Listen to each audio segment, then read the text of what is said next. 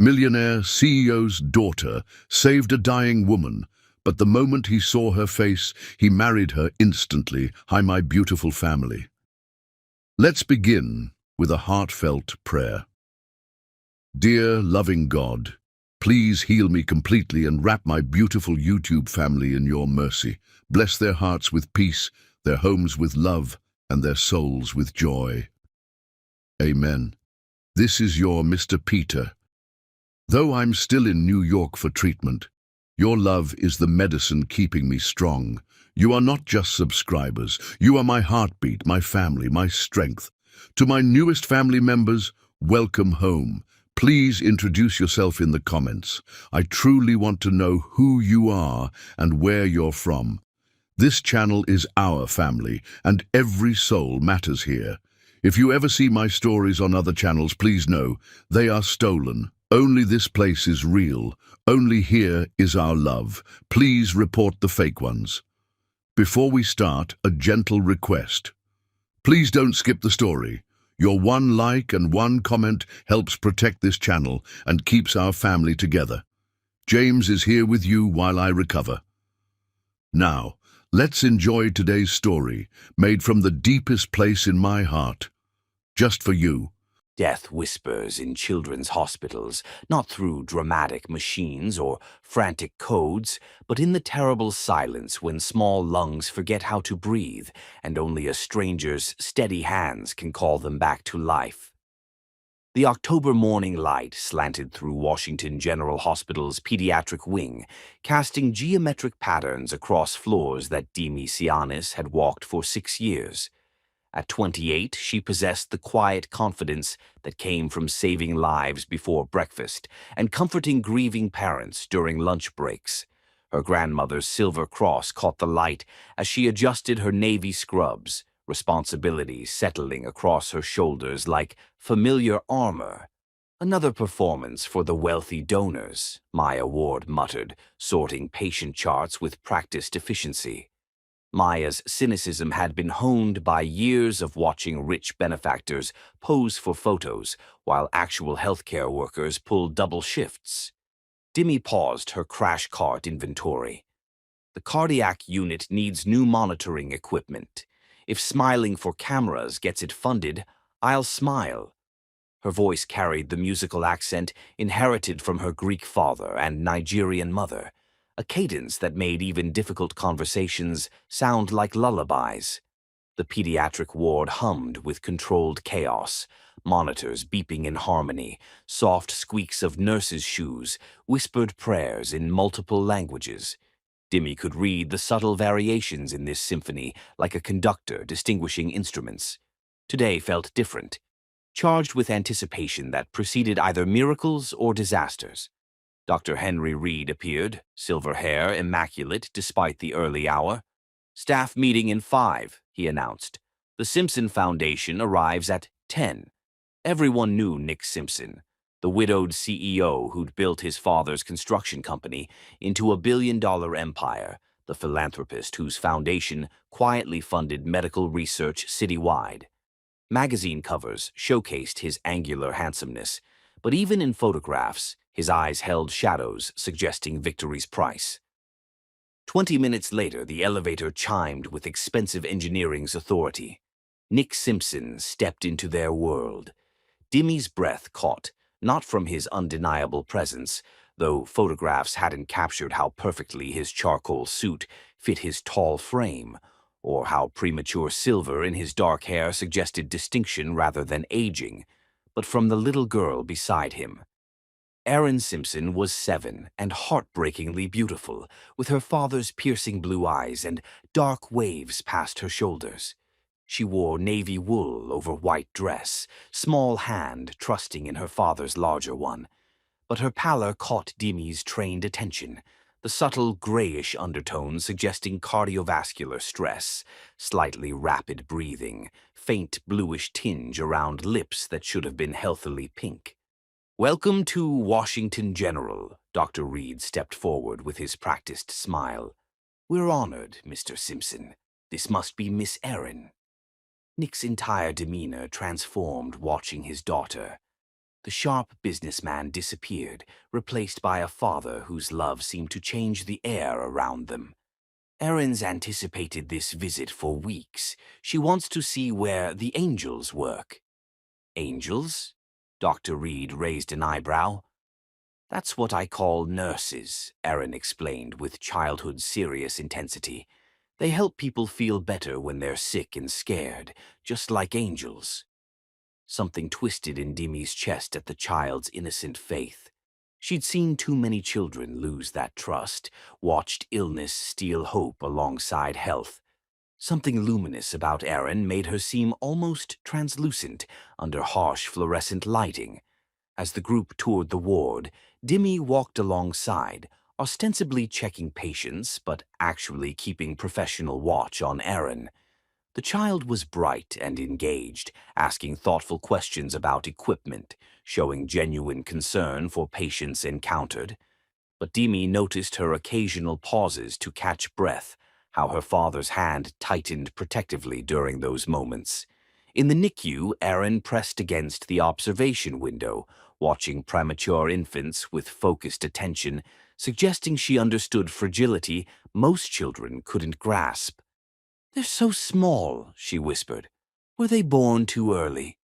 "Some were, sweetheart, but doctors and nurses help them grow stronger daily. Like how you helped me grow stronger after Mommy died?" Nick's face stilled. Dimi saw him struggle with single parenthood's impossible task, being protector and comforter, strong enough to carry his daughter's fears, yet vulnerable enough to acknowledge his own. "Yes," he said finally, voice rough with emotion. Just like that. They reached the pediatric playroom, where young patients worked on art projects. Erin immediately approached a boy her age, clearly undergoing chemotherapy, bald head covered with bright red bandana. "I like your hat," she said with childhood's straightforward honesty. "Red is a very brave color." The boy smiled, the first genuine expression Dimi had seen from him in weeks. "Thanks. I picked it because superheroes wear red." "That's smart. What are you drawing?" "A rocket ship. I'll be an astronaut, visiting all the stars." "Amazing. I want to be a doctor, fixing people's hearts." Dimi felt tears threaten at their conversation. Children possessed brutal honesty about hope that adults spent years learning to temper. She watched Nick observe his daughter's natural empathy, seeing pride and love and something deeper, recognition that his child might be too good for a world that had already taken so much. "Miss." Dimi turned. Erin looked up with striking blue eyes. "Yes, sweetheart. Are you one of the angels working here?" The innocent question nearly broke Dimi's professional composure. "I'm a nurse. I try helping people feel better when sick." "Then you are an angel. What's your name?" "Dimi, short for Dimitra." "Beautiful name. It sounds like music." Before Dimi could respond, Erin suddenly swayed. The change was subtle but immediate, face shifting from pale to ashen, breathing shallow and rapid, eyes taking on glassy quality Dimi recognized as collapse's precursor. "Erin." Nick was instantly beside her, businessman's composure cracking to reveal terrified father beneath. "Daddy, I feel—" Words trailed off as knees buckled. Dimi moved without conscious thought, body responding to 6 years of training and instinct. She caught Erin before the child hit floor, immediately assessing breathing, pulse, consciousness, while lowering her gently to carpet. "Call for crash cart," she ordered, voice carrying expertise's authority. Around them, the playroom erupted into controlled chaos, but Dimi's world narrowed to the small, still form in her arms. Erin's pulse was rapid and irregular, dangerous arrhythmia potentially fatal without immediate correction. Lips turning blue, breathing increasingly labored. "Come back, sweetheart," Dimi murmured, beginning chest compressions with precise pressure for delicate rib cage. "Your daddy needs you to come back." Nick dropped beside them, face white with terror. "Will she be okay? Please." Tell me she'll be okay. Demi met his eyes over his daughter's still form, seeing every parent's worst nightmare manifest. I'll take care of her, she promised, voice steady despite gravity. But stay calm and let me work. Dr. Reed arrived with pediatric crash cart. Together they stabilized Erin's heart rhythm. Demi's hands moved with practiced precision, starting IV, administering medication, monitoring response. She spoke constantly to Erin, Doctor, Reed, Nick, voice creating calm center in medical intervention storm. Heart rate stabilizing, Dr. Reed announced after minutes feeling like hours. Blood pressure rising. As if summoned, Erin's eyes fluttered open. She looked around confused before settling on her father's tear-streaked face. Daddy? Why are you crying? Nick made a sound, half laugh, half sob, carefully taking his daughter's hand. You scared me, baby girl. So much. I'm sorry, Erin whispered, then looked at Demi with remarkable blue eyes. Thank you for taking care of me, Angel Demi. Something fractured in Demi's chest. In 6 years of nursing, she'd saved countless lives, comforted hundreds of families, witnessed miracles and tragedies equally. But something about this moment, this brave girl calling her angel, this terrified father looking at her with profound gratitude, felt different. As medical team prepared transferring Erin to cardiac unit for monitoring, Nick caught Demi's hand. His touch was warm, surprisingly gentle for such powerful man. When their eyes met, she felt the world shift slightly. Thank you, he said, voice raw with emotion. You saved her life. She'll be fine, Demi replied, though something in his gaze made her forget carefully cultivated professional distance. I promise. Neither knew this moment, collision of crisis and courage, love and loss and unexpected hope, would be everything's beginning. That within hours Nick Simpson would question every assumption about love, fate, second chances. That Demi Sianis would discover sometimes the heart meant for healing wasn't in hospital beds, but walking halls in $1,000 suits, carrying scars she'd never learned to treat. All they knew was that in a pediatric playroom on October morning, surrounded by children's art and medical equipment's beeping, something had begun that would change all their lives forever. Outside hospital windows, Washington, D.C. continued its daily rhythm, but inside these walls, a love story was taking first breath, fragile and precious, and full of potential as the small heart that had just learned to beat steadily again. Chapter 2. Eyes That Stop Time. Love arrives like lightning, not the gentle sunrise poets describe, but a brilliant strike that illuminates hidden landscapes of the heart, revealing beauty and terror in equal measure, demanding you choose between shadow's safety and standing fully in dangerous light. Washington General's cardiac ICU existed in perpetual vigilance, where monitor beeps created mechanical lullabies for hearts too fragile to beat without electronic supervision. Nick Simpson had claimed the uncomfortable visitor's chair for 14 hours, his usual perfection transformed by paternal terror into something raw and human. His Armani jacket hung wrinkled over chair back, silk tie abandoned on windowsill, perfectly styled hair falling across his forehead in waves that would horrify his publicist.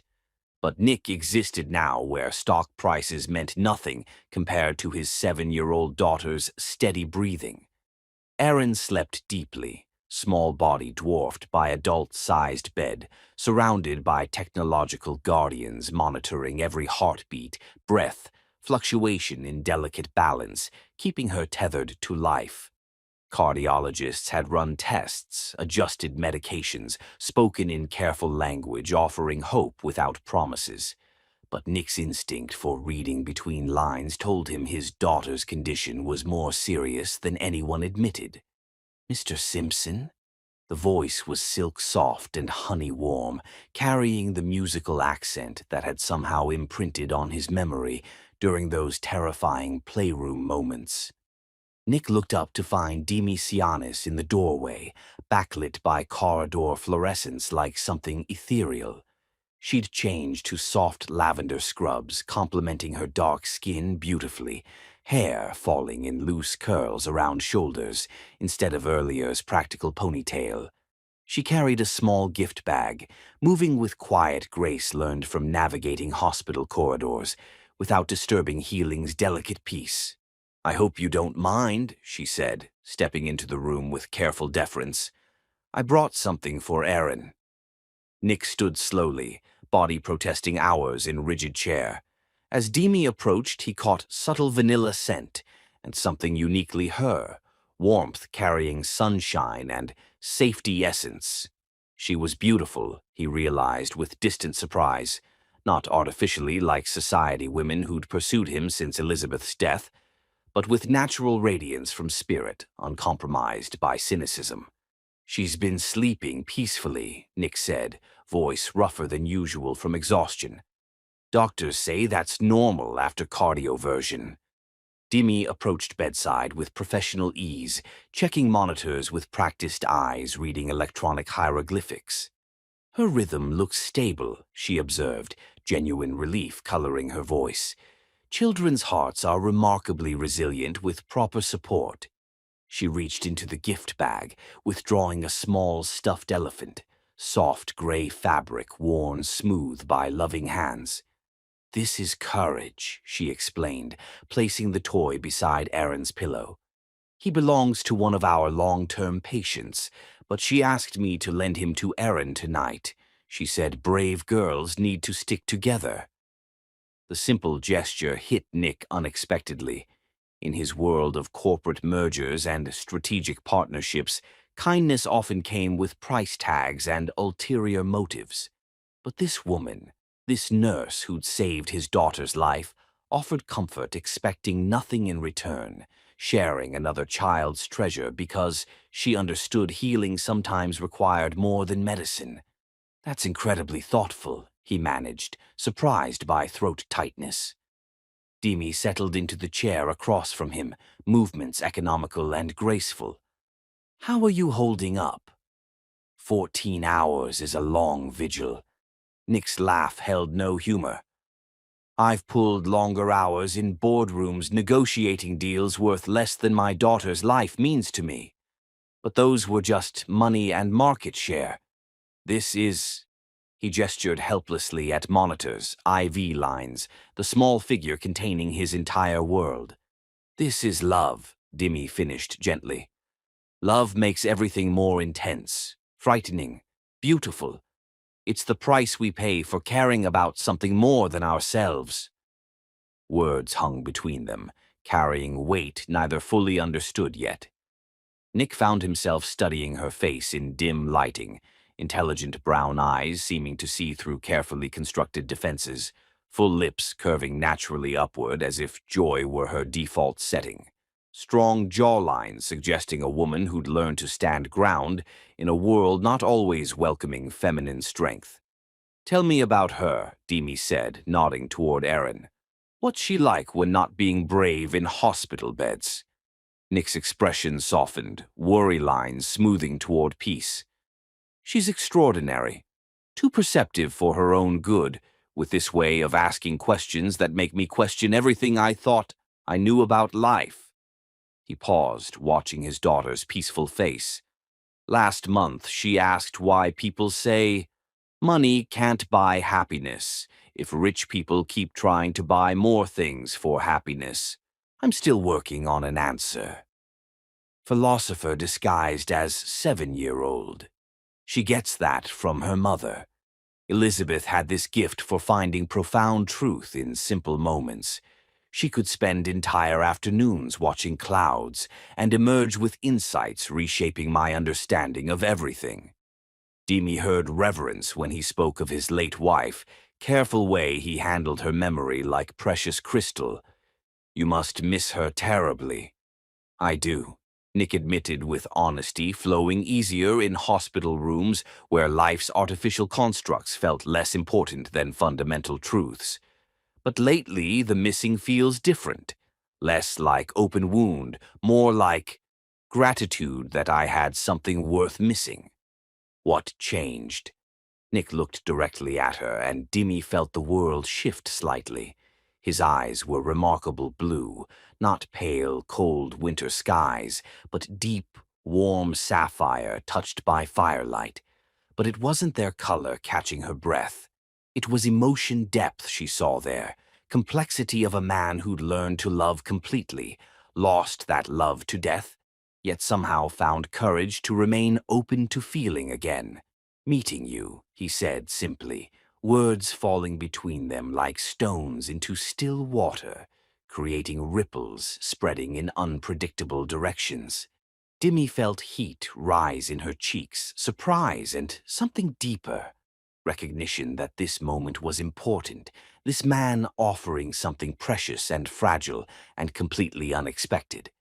"Mr. Simpson." "Nick," he corrected gently.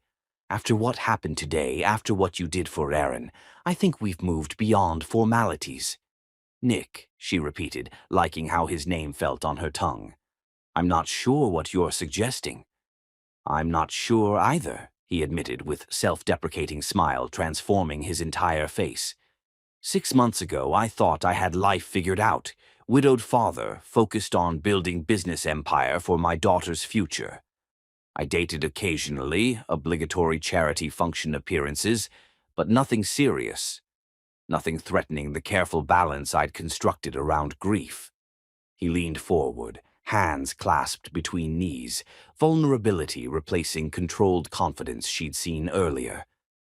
But watching you today, seeing how naturally you cared for Erin, how you made her feel safe during worst fear, it woke something I thought had died with Elizabeth.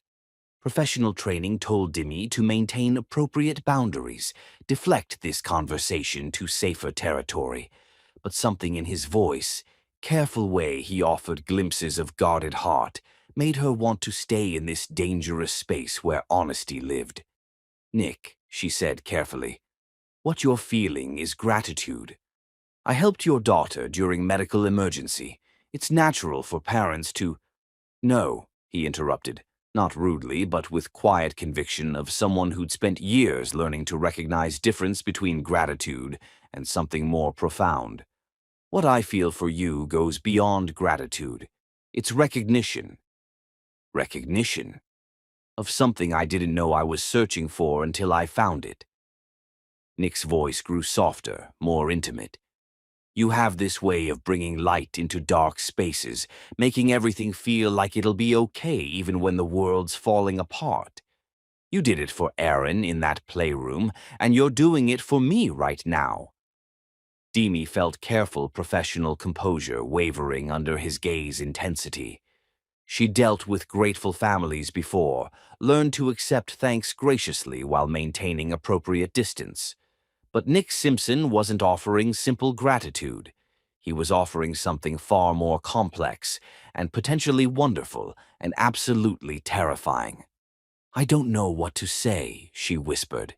"Say you'll have dinner with me," Nick replied, words carrying careful hope of someone who'd learned life could take everything without warning. "Tomorrow night. Nothing formal, nothing complicated. Just two people sharing a meal and getting to know each other." "I don't think that's a good idea." "Why not?" Simple question, but the answer was layered with fears Dimmy had spent years learning to manage. "Because you're Nick Simpson and I'm just a nurse. Because you live in penthouses and I share a 2-bedroom apartment. Because gratitude isn't love, no matter how much it might feel like it." Nick studied her face in dim light, seeing intelligence and strength that had drawn him from first moment, but also careful walls built, protecting herself from disappointment. "What if I told you I don't care about any of those things? What if I told you that watching you save my daughter's life was like watching someone give me back the sun? I'd say you're exhausted and emotional and not thinking clearly." "Maybe," Nick conceded with slight smile, "but I'd also say some of the best decisions I've ever made happened when I stopped thinking and started trusting what felt right." Before Dimmy could respond, a soft sound from the bed drew their attention. Erin was stirring, dark lashes fluttering against pale cheeks as she swam toward consciousness. "Daddy," she whispered, voice small and confused. Nick was beside her instantly, taking her small hand in both larger ones. "I'm here, baby girl, right here." Erin's eyes opened fully, scanning unfamiliar room before settling on Dimmy's face. "Angel Dimmy? You're still here?" "I wanted to make sure you were feeling better," Dimmy said, moving to check monitors with professional efficiency. "How do you feel, sweetheart?" "Tired," Erin admitted, then noticed Stuffed Elephant. "Who's this?" "That's Courage. He's on loan from another brave girl who thought you might need a friend tonight." Erin hugged Elephant to her chest, face brightening with childhood's resilience. "He's perfect. Thank you."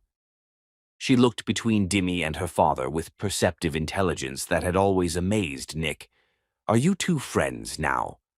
The question hung in air, innocent but loaded with implications, making both adults suddenly aware of intimacy they'd shared over the past hour. "We're getting to know each other," Nick said carefully. "Good," Erin declared with childhood's absolute certainty. "Daddy needs more friends, especially pretty ones who are angels." Dimmy felt tears threaten at the child's simple acceptance. How she'd been seamlessly included in this small family's narrative. "You need to rest now. Doctors will want to see how well your heart behaves overnight." "Will you come see me tomorrow?" Erin asked, clutching Courage tighter. "I'll be working in pediatric unit. I'll stop by to check on you." "Promise?" "I promise." As Erin drifted back toward sleep, Nick walked Dimmy to the door. In corridor's harsh fluorescent lighting, the past hour's intimacy felt more fragile, uncertain. "About dinner," Nick said quietly, not wanting to wake his daughter but needing to know where they stood. Dimmy looked back through doorway at Erin, already asleep with Courage tucked under her arm, then met Nick's hopeful gaze.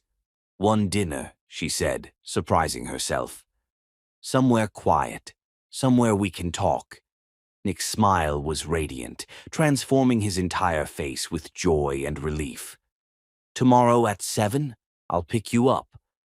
"I'll meet you somewhere," Dimmy corrected, not ready to open her private world to this man who'd already begun changing everything. "Somewhere normal." "Normal," Nick agreed, though something in his expression suggested he was already planning anything but normal. As Dimmy walked toward elevator, she felt Nick's gaze following her, felt possibility and danger's equal weight.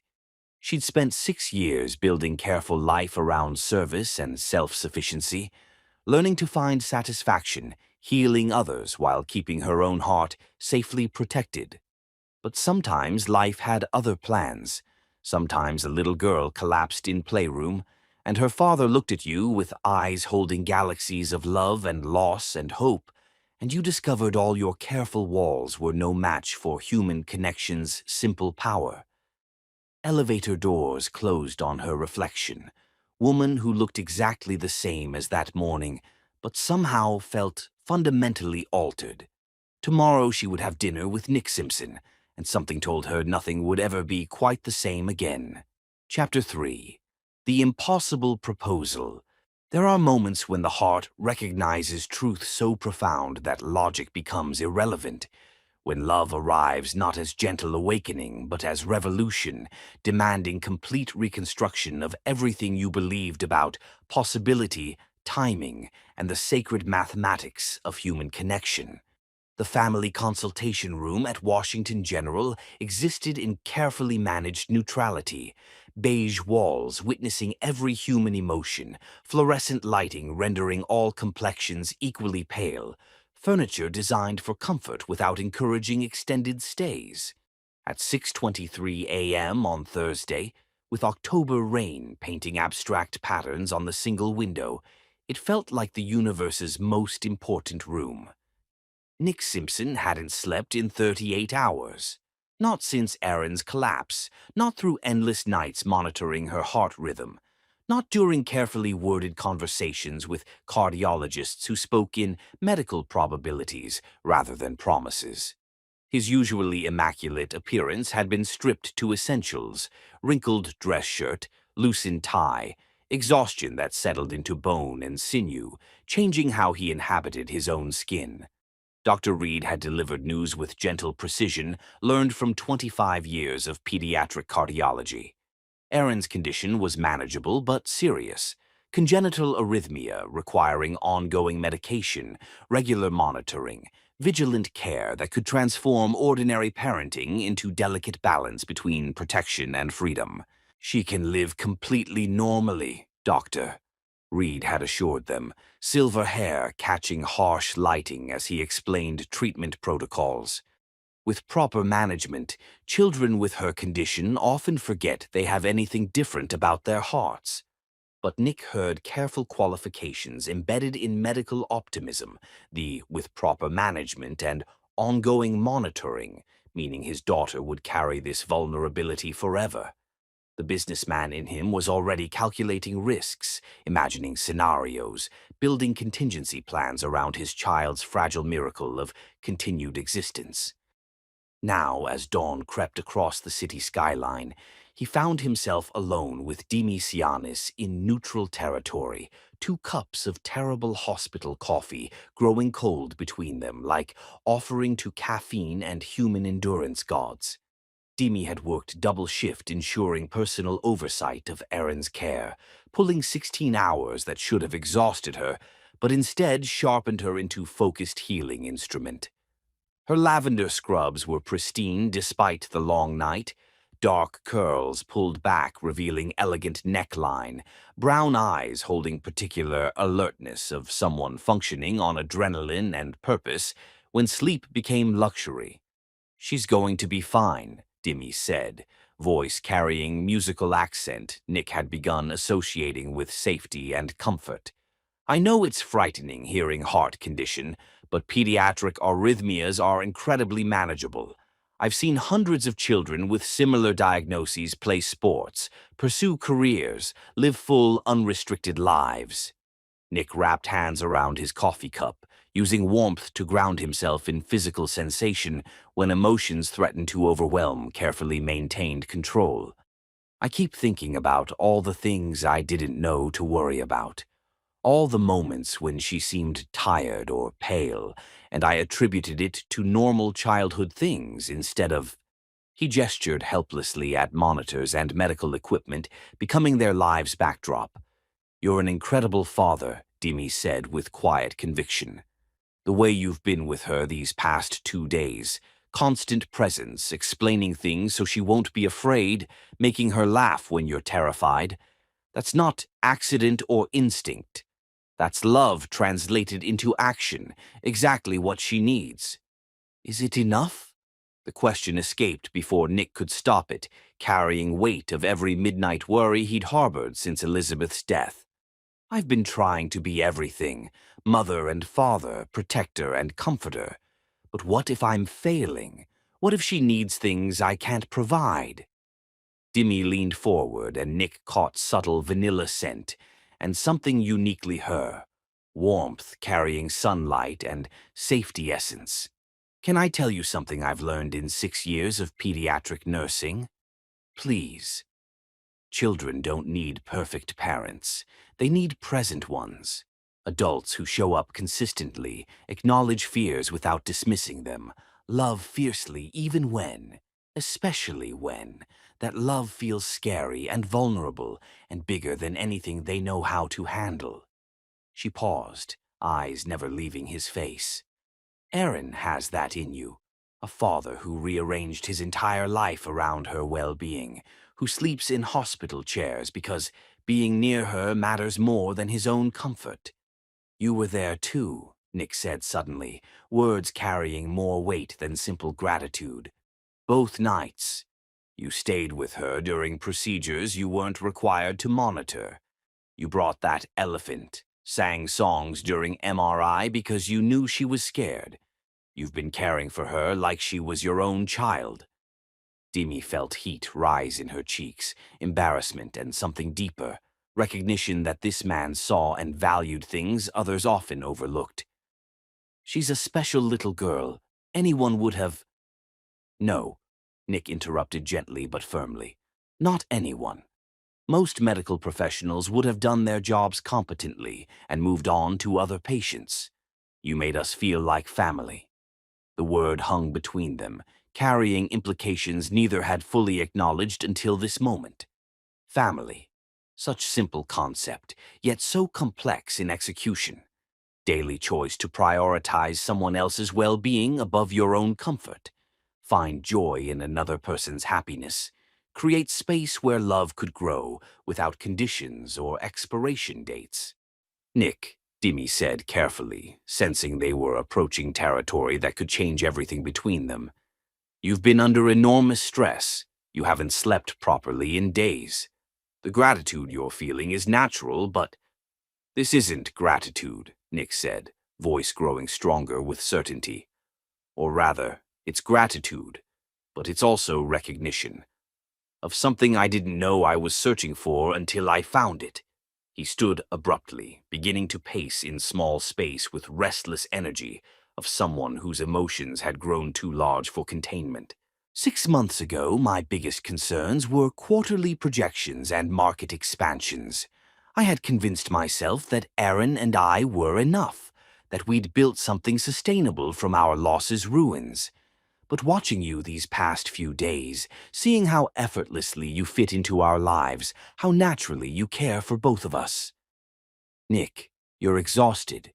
You're not thinking clearly. I'm thinking more clearly than I have in years, he countered, stopping his pacing to face her directly.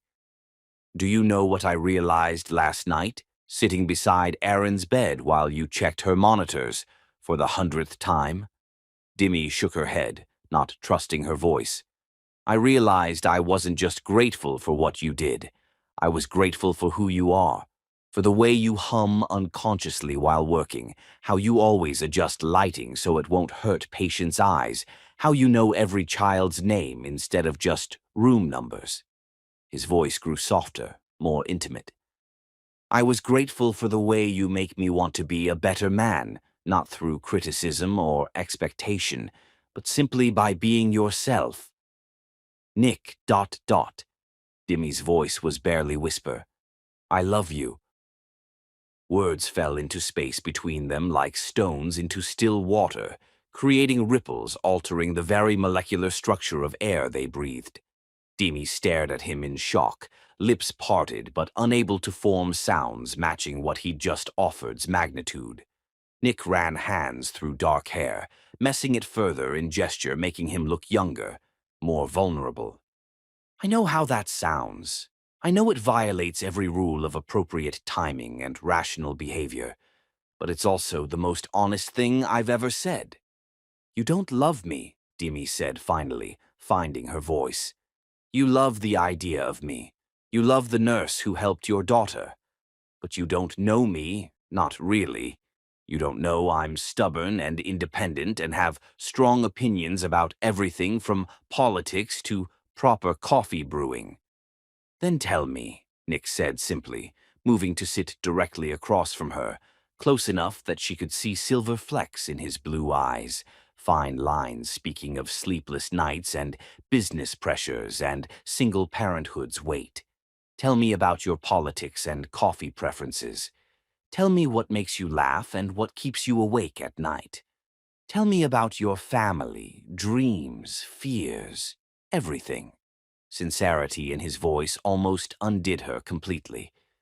Dimi had spent 3 years since devastating breakup with Andrew Richardson, building walls around her heart, learning to trust her own judgment above promises of men who claimed to love her uniqueness until that uniqueness became inconvenient.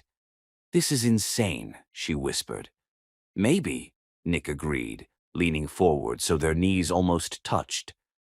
But insane doesn't mean wrong. Some of life's most beautiful things don't make sense on paper. Before Dimi could respond, Nick did something shocking them both. He slid from his chair onto one knee. What are you doing? Dimi gasped, heart hammering against ribs. Something I should have done the moment I realized what you mean to me, Nick said, voice steady despite what he was about to ask's magnitude. He reached into his jacket pocket, withdrawing small velvet box worn smooth by decades of handling. Nick, get up, please. You're scaring me. I'm scaring myself, he admitted, opening the box to reveal stunning vintage engagement ring, Art Deco design with brilliant diamonds surrounded by smaller stones in intricate platinum setting, catching fluorescent lighting and throwing rainbows across beige walls. This was my grandmother's ring, Nick said, voice thick with emotion. She wore it for 63 years of marriage. My mother wore it for 38 years until my father died. Elizabeth said she was just keeping it safe until time came to pass it on to the woman who would love Erin like her own daughter. Demi felt tears spilling down cheeks, overwhelmed by history and hope's weight contained in the small platinum and diamond circle. Demi Sianis, Nick continued, voice growing stronger with each word, I'm not asking you to marry a stranger. I'm asking you to marry the man who has spent 38 hours watching you turn medical care into acts of love. I'm asking you to marry someone who knows you, sing softly to children during procedures, remember every patient's birthday, cry when you think no one's looking because you feel other people's pain as if it were your own. Nick, this is happening too fast. Time is human construct, Nick interrupted gently. Love operates on its own timeline. What I feel for you doesn't need years to validate its truth. It needs only honesty. He took shaky breath, blue eyes never leaving her face. I'm asking you to be my wife because you've already become essential to my happiness. I'm asking you to be Erin's mother because you've been caring for her like she belongs to you from the moment we met. I'm asking you to build a life with me because I finally understand what Elizabeth meant when she said real love doesn't diminish what came before. It expands your capacity for all love. Demi pressed hands to mouth, trying to process what he was offering's enormity. Marriage to Nick Simpson would mean entering a world of wealth and privilege she'd never imagined for herself. It would mean instant motherhood to chronically ill child. It would mean trusting her heart to a man she'd known less than a week, believing what felt like destiny might actually be exactly that. I can't promise blending our worlds will be easy, Nick continued, voice growing more urgent. I can't promise everyone will understand or approve. But I can promise I will love you fiercely and faithfully for the rest of my life. I can promise I will support your dreams, respect your independence, never ask you to be anyone other than exactly who you are. He held up the ring, seeming to capture all fluorescent lighting, transforming it into something magical. I can promise Erin will have a mother who chose to love her, not because biology demanded it, but because her heart recognized something worth protecting. And I can promise together we can create something beautiful enough to honor both the love we've lost and the love we've found. Silence stretched between them, broken only by distant hospital sounds, elevator bells, soft ding, changing shifts muted conversations, healing's eternal rhythm continuing regardless of personal revolutions. Say something, Nick whispered, voice holding careful hope of someone who'd learned life could take everything without warning, but still chose to believe in possibility. Demi looked at this impossible man kneeling in hospital consultation room, offering her future she'd never dared imagine, asking her to trust in something defying every rational argument she could construct against it. Yes, she whispered, so quietly he had to lean closer to hear. Yes, yes, I'll marry you, she said, voice growing stronger with each word. Yes, I'll be Erin's mother and your wife and your partner in whatever comes next. Yes, I'll take this leap of faith with you, even though it terrifies me. Nick's face transformed with joy so profound it seemed to illuminate the entire room. He slipped vintage ring onto her finger, and it fit perfectly, as if 3 generations of women had been keeping it safe for exactly this moment. I love you too, Demi said, words feeling both foreign and inevitable on her tongue. I love your devotion to Aaron, your strength in crisis, the way you make me believe fairy tales might actually come true. I love that you see me, really see me, and value what you find there. Nick rose and pulled her into his arms, holding her as if she were made of spun glass and starlight. When he kissed her, it was with reverence of someone sealing sacred promise, and Demi felt her carefully constructed world rearrange itself around this new truth. Sometimes love really did conquer all, not by erasing obstacles, but by making them irrelevant in the face of something larger than fear. Chapter 4. Hearts Under Fire. When the heart makes a decision that defies logic, the world conspires to test that choice through worried friends, protective family, and society's cruel whispers that cannot fathom love without conditions, profit margins, or carefully calculated social equations. The Washington Post's society page spread across Grace Cross's mahogany desk like a declaration of war. The headline screamed, "Billionaire's Whirlwind Romance. Nick Simpson, engaged to hospital nurse after 2 weeks," accompanied by the now infamous photo of their cherry blossom proposal, intimate, beautiful, and entirely too public for Grace's comfort. "This is exactly what I feared," Grace said, her voice tight with controlled frustration as she slid the newspaper across to Nick. Her platinum blonde hair was pulled into its usual, perfect chignon, but stress had added fine lines around her gray eyes. "The media has turned your love story into a tabloid spectacle." Nick barely glanced at the article. He'd already seen it that morning, along with 3 similar pieces in other papers and 5 blog posts speculating about Demi's gold digger motives. His focus remained on the ring box he was turning over in his hands, a smaller version of his grandmother's ring, sized perfectly for a 7-year-old finger. "It doesn't matter what they write, Grace. What matters is—" "It matters to your shareholders," Grace interrupted, opening her laptop to reveal a series of stock charts. "Simpson Industries dropped 3 points yesterday because investors are questioning your judgment. The board is asking questions I can't answer, such as why the CEO of a Fortune 500 company proposed to a woman he'd known for less than a week, such as whether this affects your decision-making capabilities in other areas." Grace's voice softened slightly. "Nick, I'm trying to protect you here." "From what? From happiness? From love?" Nick set down the ring box and met her gaze directly.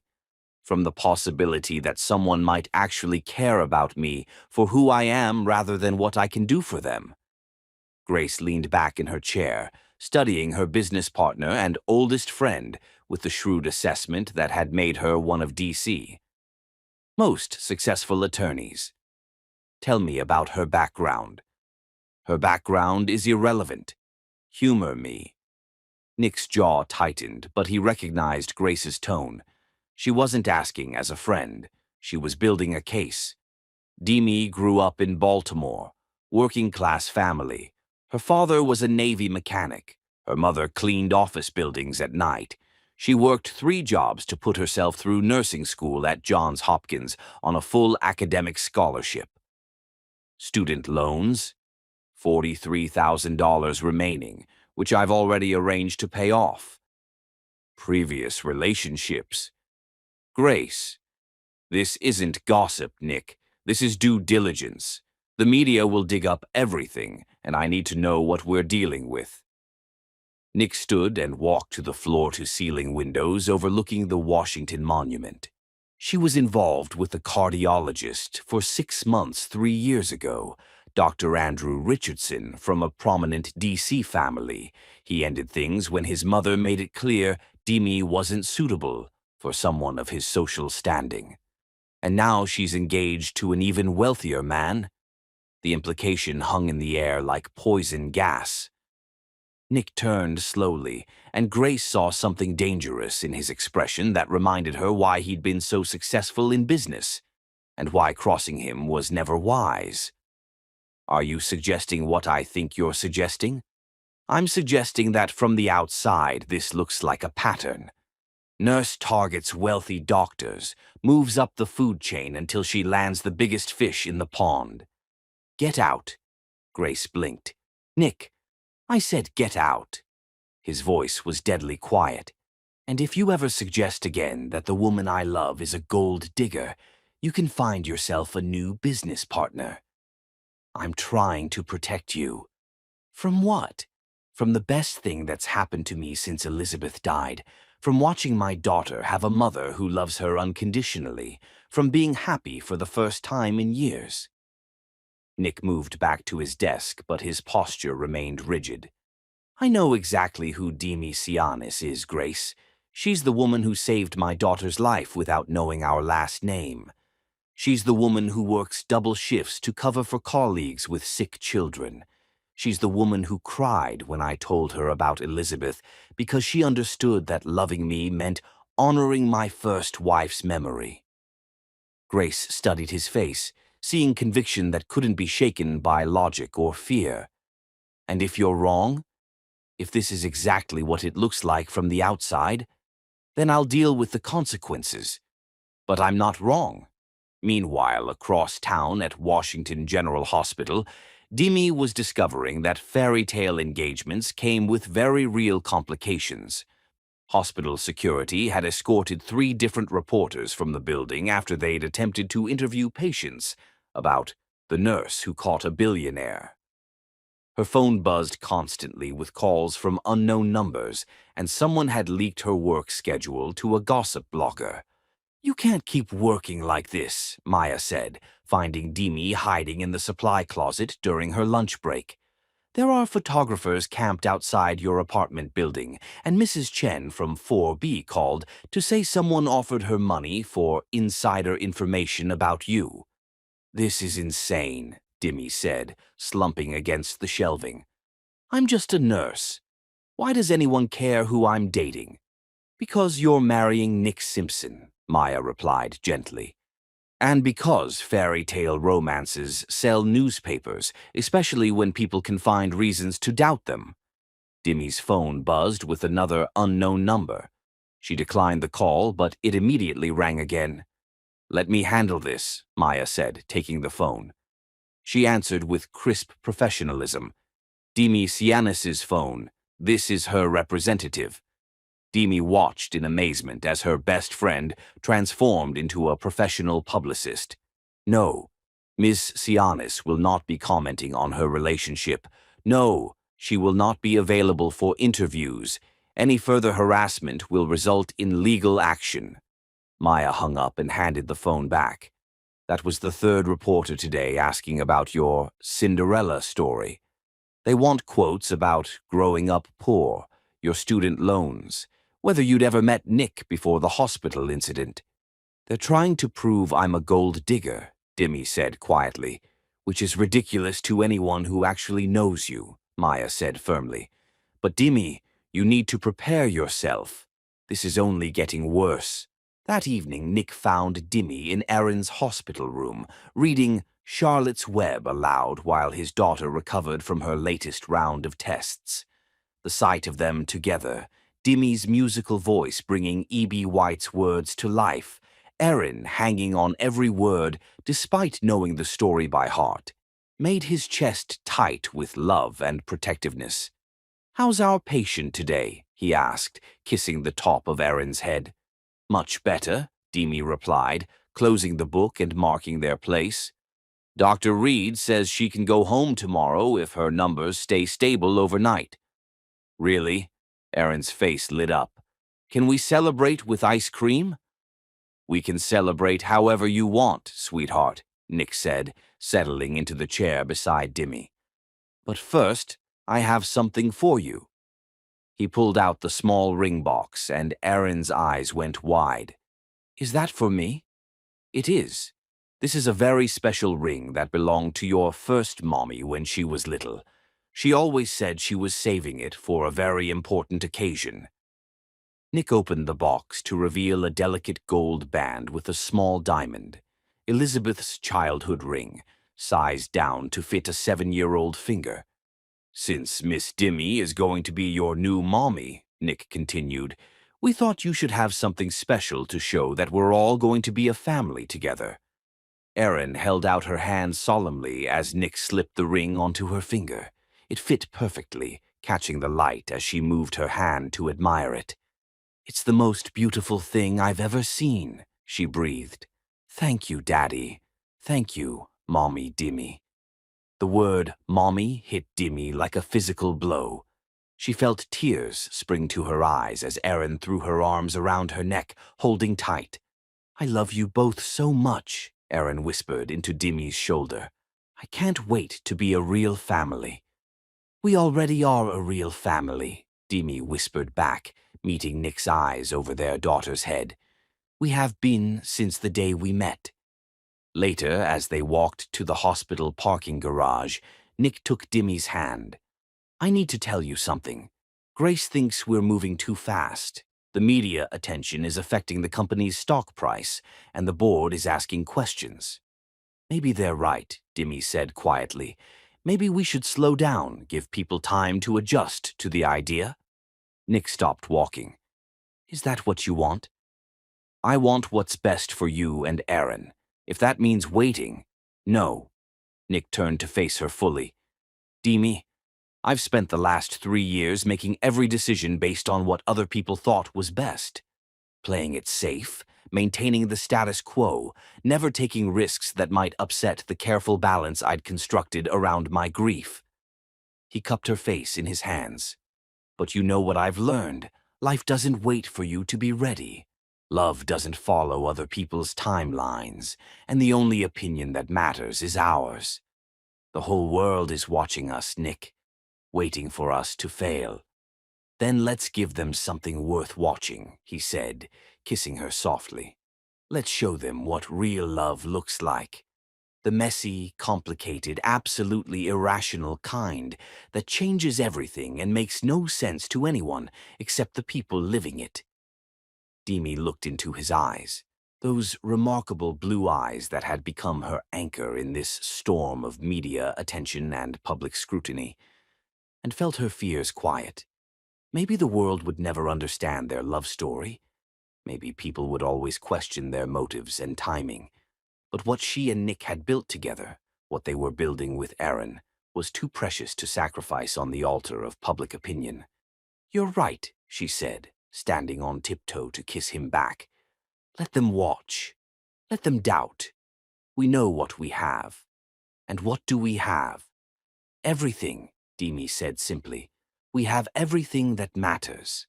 As they drove home through the D.C. streets, past the monuments and memorials that had witnessed countless love stories throughout history, Nick and Dimmy knew they were facing their first real test as a couple.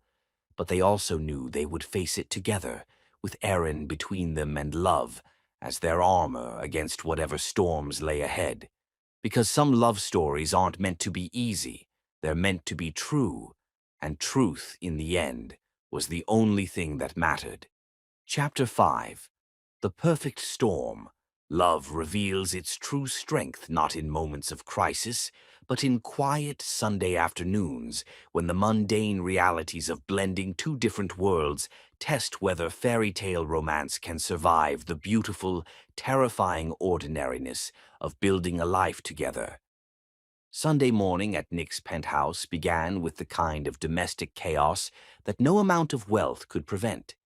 Erin had insisted on making pancakes like a real family, which resulted in flour coating every surface of the state-of-the-art kitchen, maple syrup somehow finding its way onto the Italian marble countertops, and 3 smoke alarms going off when Nick tried to flip what could generously be called pancake-shaped objects. "I think they're supposed to be golden brown, not charcoal black," Dimmy observed, waving a dish towel at the nearest smoke detector while trying not to laugh at Nick's expression of complete bewilderment. "The recipe said medium heat," Nick protested, holding up his tablet where he'd pulled up a supposedly foolproof pancake tutorial. "I followed the instructions exactly." "Daddy, you have to feel the cooking, not just follow the rules," Erin explained with the patience of someone educating a particularly slow student. That's what Grandma Elizabeth used to say. Cooking is about love, not numbers. Demi felt the familiar pang whenever Elizabeth was mentioned. Not jealousy, exactly, but the complex emotion of loving someone who carried another woman's memory so carefully in his heart. She was still learning to navigate this delicate territory, understanding that honoring Elizabeth's place in their family was essential to building something healthy and whole. Your grandma was very wise, Demi said, taking the spatula from Nick's hands before he could create more culinary disasters. How about I handle the pancakes, and you two can be my sous chefs? What's a sous chef? Erin asked, climbing onto a bar stool to watch Demi work. It's the chef's most important helper, Demi explained, adjusting the heat and pouring fresh batter into the pan. They do all the tasks that make cooking possible. Like what? Like setting the table and washing berries and keeping the head chef company so she doesn't get lonely while she cooks. Nick watched this exchange with something close to wonder. 6 weeks ago, his biggest concern had been whether Erin was eating enough vegetables. Now he was watching the woman he loved seamlessly integrate herself into their morning routine, turning what could have been a disaster into a moment of connection and learning. Nick, Demi said softly, not turning from the stove, you're staring again. I'm memorizing, he replied, the same response he'd given her before, but with deeper meaning now. I want to remember exactly how you look in my kitchen, teaching our daughter, making everything feel like home. The word our hung in the air between them, weighty with implication. They'd been engaged for 2 weeks, but the practicalities of merging their lives were proving more complex than either had anticipated. Demi still maintained her own apartment, though she spent most nights at Nick's penthouse. Her nursing schedule often conflicted with his business meetings. And then there were the small, unexpected moments of culture clash that reminded them how different their backgrounds really were. Miss Demi, Erin said, swinging her legs as she watched Demi flip perfect golden pancakes. Why do you still have your old apartment if you live here now? The question was innocent, but it hit on something that had been causing tension between Nick and Demi for days. Nick wanted her to move in completely, to make the penthouse officially their shared home. Demi wasn't ready to give up her independence so completely, even though she couldn't articulate exactly why. Well, Demi said carefully, sometimes adults need time to adjust to big changes. Moving in together is a big step. But you're getting married, Erin pointed out with 7-year-old logic. Married people live together. That's how marriage works. She's got a point, Nick said quietly, coming to stand beside Demi at the stove. We're getting married in 6 weeks. At some point, we're going to have to actually live together. Demi felt tension creep into her shoulders. This conversation had been brewing for days, circling around them like a storm they could see coming, but couldn't quite avoid. It's not that simple, Nick. Why not? Before she could answer, her phone rang. The caller ID showed her brother Daniel's name, and she quickly answered, grateful for the distraction. Hey, Dee, Daniel's voice carried the easy warmth of sibling affection. Are you free for lunch today? I'm in town for a conference, and I thought I could finally meet this famous fiancé of yours. Demi glanced at Nick, who was already nodding encouragingly. Actually, yes. We'd love to have you over. Nick's been wanting to meet my family. Great. Fair warning, though, I come with opinions and the protective big brother routine. I wouldn't expect anything less, Demi laughed. Come over around noon. I'll cook. After she hung up, Nick was looking at her with an expression she couldn't quite read. Everything okay? My brother wants to meet you, she said, suddenly nervous about the prospect of her two worlds colliding so directly. He's protective. Good, Nick said firmly. He should be protective of you. I'd be worried if he wasn't. 2 hours later, Daniel Mills stood in the marble foyer of Nick's penthouse, taking in the floor-to-ceiling windows, the artwork that probably cost more than most people's houses, and the general atmosphere of wealth that seemed to permeate every surface. At 30, Daniel was 2 inches taller than Dimmy, with the same warm brown eyes and musical accent. But where Dimmy had learned to navigate different social circles, Daniel wore his working-class background like armor. "Jesus, Dimmy," he muttered as she gave him a tour. "This place is bigger than our entire childhood home." "Language," Dimmy warned automatically, nodding toward Erin, who was following them around with the eager curiosity of someone showing off her territory. "This is my room," Erin announced, pulling Daniel into her bedroom, which was decorated in shades of pink and white, with more stuffed animals than seemed physically possible. "And this is where Mommy Dimmy sleeps when she stays over." Daniel raised an eyebrow at his sister. "Mommy Dimmy?" "It's complicated," Dimmy said quickly. "I bet it is." Lunch was an exercise in careful diplomacy. Nick had clearly done his research on Daniel's work as a physical therapist, asking intelligent questions about treatment protocols and rehabilitation techniques. Daniel, for his part, was polite but reserved, studying Nick with the clinical assessment of someone trying to determine whether this man was worthy of his sister's love. "So," Daniel said as Dimi served the Greek salad she'd made from their mother's recipe, "tell me how this happened. Dimi's always been careful about relationships, methodical. The last time she brought a man home to meet the family, they'd been dating for 8 months. "Daniel," Dimi warned. "What?" "I'm just saying, 2 weeks from meeting to engagement is pretty fast, even for people who believe in love at first sight." Nick set down his fork and met Daniel's gaze directly. "You're right. It is fast. By any rational measure, what Dimi and I have done makes no sense. But I've spent the last 3 years making every decision based on what made sense. What was safe, what was predictable, what wouldn't disrupt the careful life I'd built around my grief." Nick glanced at Erin, who was listening with the intense concentration children brought to adult conversations they sensed were important. "And I was dying inside. Not living, just existing." Daniel leaned back in his chair, his defensive posture softening slightly. "And Dimi changed that?" "Dimi saved my daughter's life," Nick said simply. "But more than that, she reminded me what it felt like to be fully alive, to wake up excited about the day ahead, instead of just grateful to have gotten through another night." "That's very romantic," Daniel said, his tone neutral. "But romance doesn't pay bills or solve problems when real life gets complicated." "You're right," Nick agreed. "Romance doesn't, but love does. The kind of love that shows up at 3 a.m. when your kid has nightmares. The kind that rearranges work schedules to attend school plays.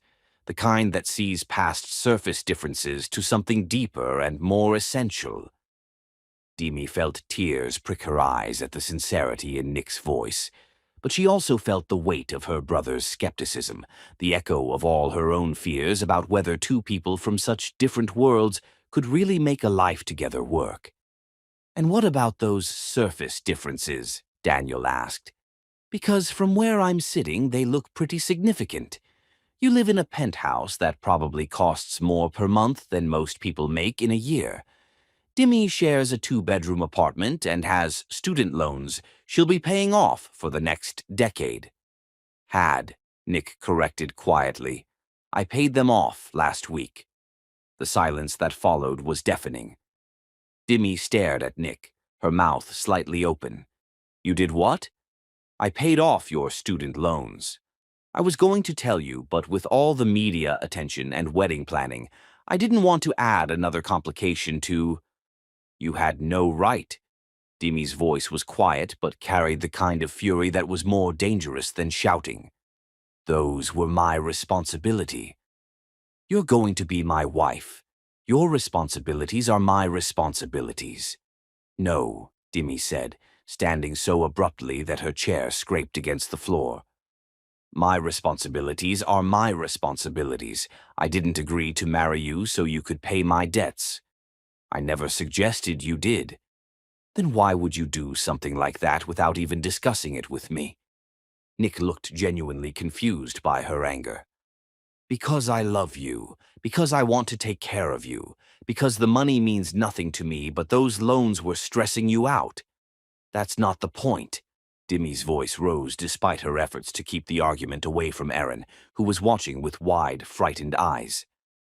The point is that you made a decision about my life without consulting me. You took away my choice. I was trying to help. You were trying to control. The word hung between them like a landmine. Daniel cleared his throat uncomfortably. Maybe I should go. No, Demi said firmly. Stay. Finish your lunch.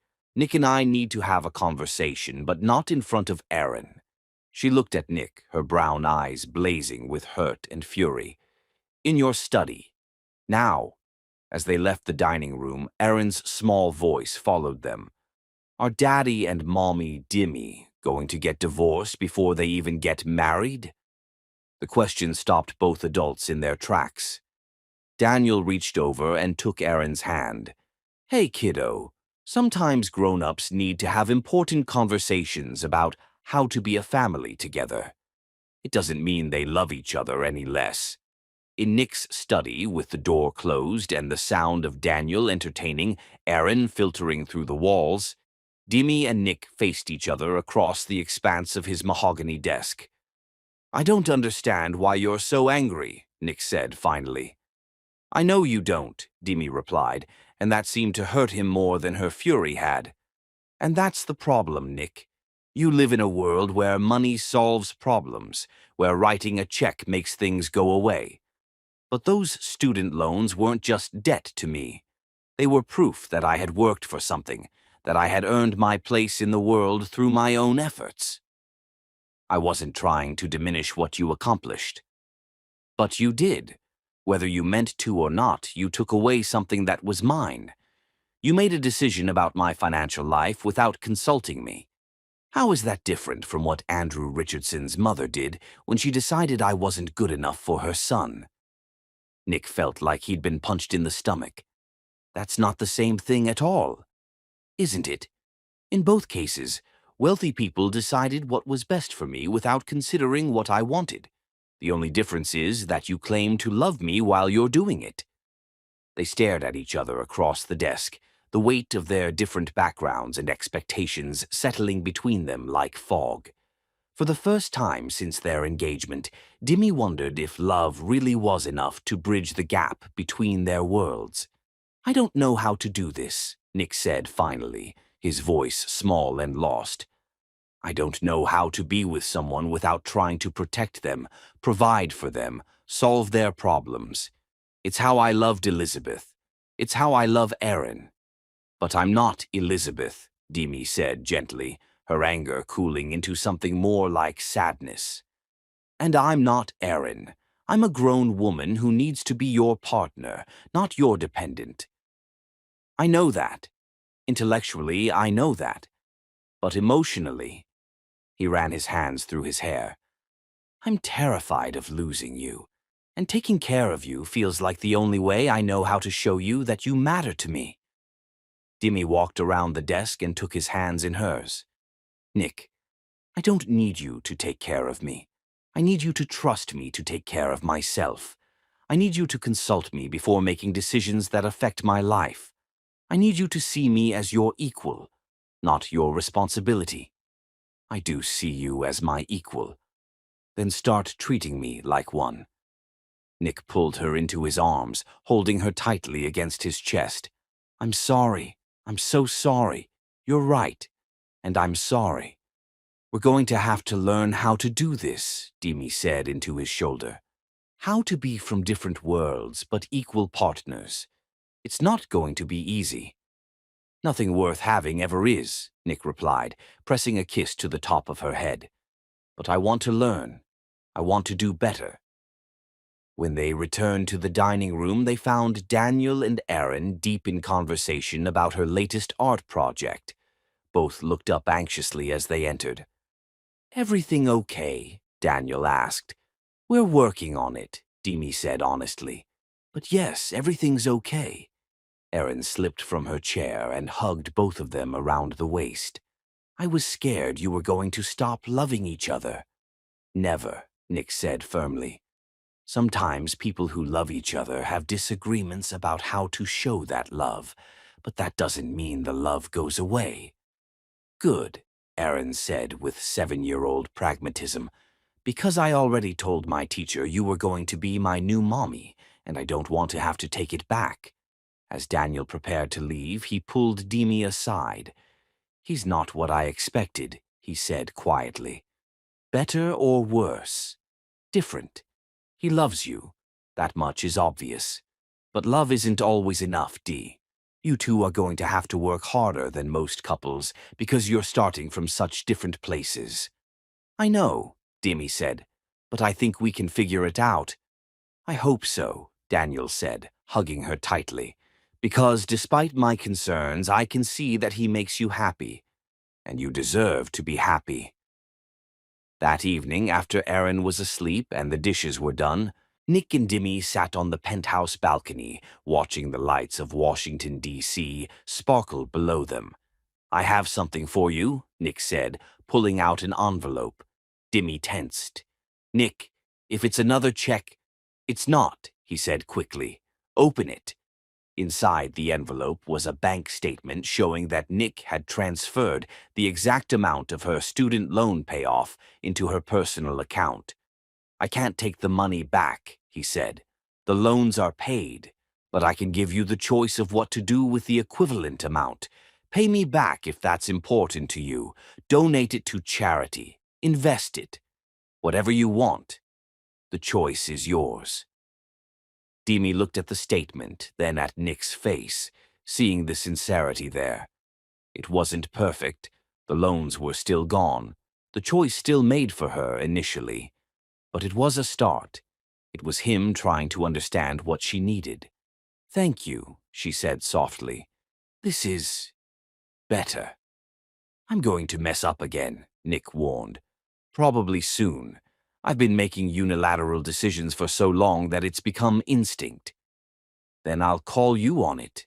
And you'll do better next time. That's how partnerships work."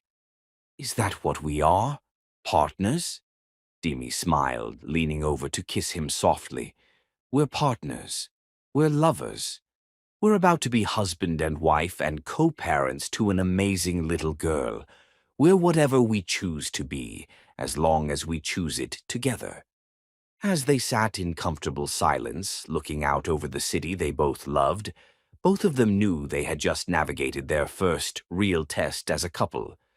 There would be others, more moments when their different backgrounds and expectations would clash, more times when they would have to choose between the easy path and the right one. But they also knew they had something worth fighting for, something worth the hard work of learning to love across the divides of class and culture and life experience. They had each other. They had Erin. And they had the growing understanding that the best love stories weren't the ones that came easily, but the ones that were built consciously, deliberately, with mutual respect and genuine partnership. It was, they were learning, the most beautiful foundation of all. Chapter 6. Walls Come Down. True intimacy is born not in moments of passion, but in the quiet spaces where two souls dare to show their scars, where the masks we wear for the world fall away, and we stand vulnerable before the one person we hope will see us truly and love us anyway. The Georgetown waterfront glowed amber and rose as the sun set over the Potomac River. Nick had chosen this quiet spot along the walking path for its privacy, far enough from crowds to allow intimate conversation, public enough that Demi might feel comfortable opening up. 3 weeks had passed since their engagement, and while their love had only deepened, Nick sensed walls around Demi's past that she hadn't yet trusted him to see beyond. They walked in comfortable silence, Erin skipping ahead of them, her sling now colorful with stickers and signatures from hospital staff. She had insisted on coming along, declaring that family walks were much more fun than grown-up talks. Nick had noticed how naturally Dimmy smiled at being included in Aaron's definition of family. "Miss Dimmy, look," Aaron called out, pointing to a family of ducks swimming near the shore. "The babies are following their mama just like I follow you and Daddy." Dimmy laughed, the sound music to Nick's ears. "They're learning to swim properly. Soon they'll be big enough to swim anywhere they want." "But they'll still stay with their family, right?" Aaron asked, genuine concern in her voice. "The best families always stay together," Nick said, catching Dimmy's eye with meaningful look. "No matter what challenges they face." As Aaron ran ahead to get closer to the ducks, Nick took the opportunity to study Dimmy's profile. She was beautiful in the evening light, her dark skin glowing warm and golden, curls moving gently in the river breeze.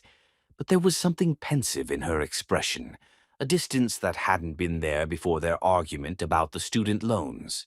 "You're quiet tonight," he said softly. "Is everything okay?" Demi was silent for a moment, watching Aaron crouch carefully by the water's edge, mindful of her healing ribs. "I've been thinking about what you said at the hospital, about becoming part of your family. And I'm scared that you don't really know what you're asking for," Demi said quietly. "You see me at my best, Nick. You see me competent and caring and strong. But you don't know where I come from or what shaped me or why I became so fiercely independent in the first place." Nick stopped walking, gently taking her arm so she would face him. "Then tell me everything." Demi looked into his eyes, those remarkable blue eyes that had become her anchor, and saw only patience and genuine interest. No judgment, no hidden agenda, just a man who wanted to know the woman he was falling deeper in love with each day. "I grew up in Baltimore," she began, her voice carrying the musical accent he loved. "My father, Alexios, was first-generation Greek-American who worked 16-hour days as a Navy mechanic to support his family. My mother, Adesi, was a Nigerian immigrant who cleaned office buildings at night so she could be home with us kids during the day." "How many siblings do you have?" "3. I'm the oldest. Daniel is 2 years younger. You met him. Then there's Sophia, who's finishing her master's in social work, and Marcus, who just started his sophomore year at Howard University on a pre-med scholarship." Demi's face softened with obvious love for her family. "My parents sacrificed everything to make sure we all got good educations." Nick felt a swell of admiration for this woman who came from such strength and determination. "They sound incredible." "They are. But Nick, we were poor. Not just money is tight poor, but choose between groceries and heat poor. I wore my cousin's hand-me-downs to school and worked in the cafeteria during lunch to get free meals. I shared a room with Sophia until I left for college, and even then I could only afford to go because I got a full academic scholarship to Johns Hopkins." "That's extraordinary. A full scholarship to Hopkins. You must have been an exceptional student." "I had to be," Demi said simply. "It was the only way out. But Nick, even with the scholarship, I still had to work 3 jobs to pay for books and living expenses. I cleaned offices like my mother, tutored younger students, and worked weekends at a local clinic filing medical records. That's where I first saw nurses in action." She paused, watching as Aaron carefully fed breadcrumbs to the ducks from a small bag Nick had brought along. "There was this one nurse, Mrs. Washington. She was probably in her 50s, had been working at that clinic for 20 years, and she had this way of making every patient feel like the most important person in the world. She noticed I was interested in what they did, and she started explaining procedures to me, letting me shadow her during breaks." "Is that when you decided to become a nurse?" "Not exactly," Demi said, her voice growing quieter. "That decision came later, when my little brother Marcus got sick." Nick felt his chest tighten at the change in her tone. "What happened?" He was 14, a freshman in high school, and he started having these horrible headaches. My parents took him to the emergency room twice, but both times they were told it was just stress, maybe tension from school. The doctors barely looked at him, just assumed that a black kid from our neighborhood was probably making it up for attention or pain medication. Nick felt anger rise in his chest at the implicit racism in that assumption, but he stayed quiet, sensing that Demi needed to tell this story in her own way. The third time Marcus collapsed at school, they rushed him to Johns Hopkins, where they discovered he had a brain tumor. A brain tumor, Nick. If we had caught it earlier, if those doctors had actually listened to us instead of dismissing us. She took a shaky breath. He needed surgery immediately. Is he okay now? Nick asked, though the fact that she'd mentioned Marcus being in college suggested a positive outcome. He is, thank God. The surgery was successful, and he's been cancer-free for 8 years now. But the experience of watching my baby brother fight for his life, of seeing how the nurses at Hopkins treated him with such compassion and skill. Demi wiped away a tear that had escaped down her cheek. That's when I knew what I wanted to do with my life. I wanted to be the person who listened, who cared, who made sure that no child ever felt unheard or unimportant. Nick reached for her hand, intertwining their fingers. That's why you're so incredible at what you do. You're not just treating symptoms, you're honoring the whole person. But don't you see? Demi turned to face him fully, her brown eyes bright with unshed tears. I come from a world where people like you don't usually care about people like me. I've seen what happens when different social classes try to mix. I've watched wealthy patients treat nurses like servants, like we're invisible. And I've been in relationships where men thought my background was charming until they realized it came with permanent limitations. Nick squeezed her hand gently. Tell me about that. Demi was quiet for a moment, clearly debating whether to continue. Then she seemed to make a decision. His name was Andrew Richardson. Dr. Andrew Richardson. He was a cardiologist from a very prominent family here in D.C. We met when I was working at Georgetown University Hospital, and he pursued me relentlessly. Flowers, expensive dinners, weekend trips to his family's estate on the Eastern Shore. Nick felt a stab of jealousy, but more than that, he felt a sense of foreboding about where this story was heading. For 6 months, I believed him when he said my background didn't matter, Demi continued. He said he admired my work ethic, my dedication to helping others. He even talked about introducing me to his family. But when he finally did, what happened? His mother took one look at me and knew exactly what I was. The daughter of a mechanic and a cleaning lady, someone who didn't belong in their world. She was polite, of course. These people always are. But she made it clear that I wasn't suitable for someone of Andrew's caliber. And Andrew, Demi's voice grew bitter. Andrew suddenly discovered that maybe we were moving too fast. Maybe we needed to slow things down. He chose his mother over you, Nick said, his voice tight with anger. He chose his world over me, Demi corrected. The world where people like me are fine to work for you, to serve you, but not to marry you or bear your children or attend your country club events. Nick stopped walking completely, turning to face her. Demi, I am not Andrew Richardson. Aren't you? She asked, her voice small and vulnerable. Nick, you live in a penthouse. You have a housekeeper and a personal assistant and a driver. You attend charity galas where people bid thousands of dollars on dinner with celebrities just for fun. Your daughter goes to private school that costs more per year than my father makes in 2 years. You exist in a stratosphere that I can't even comprehend. None of that matters, Nick said fiercely. None of it means anything without someone to share it with. Without you. But it does matter, Demi insisted. When your friends and business associates meet me, when they find out I grew up poor, when they see that I don't know which fork to use at fancy dinners, or how to make small talk about vacation homes in Martha's Vineyard, then they'll see exactly what I see, Nick interrupted. A woman of incredible strength and intelligence and compassion. A woman who saved the life of my daughter. A woman who makes me want to be better than I ever thought I could be.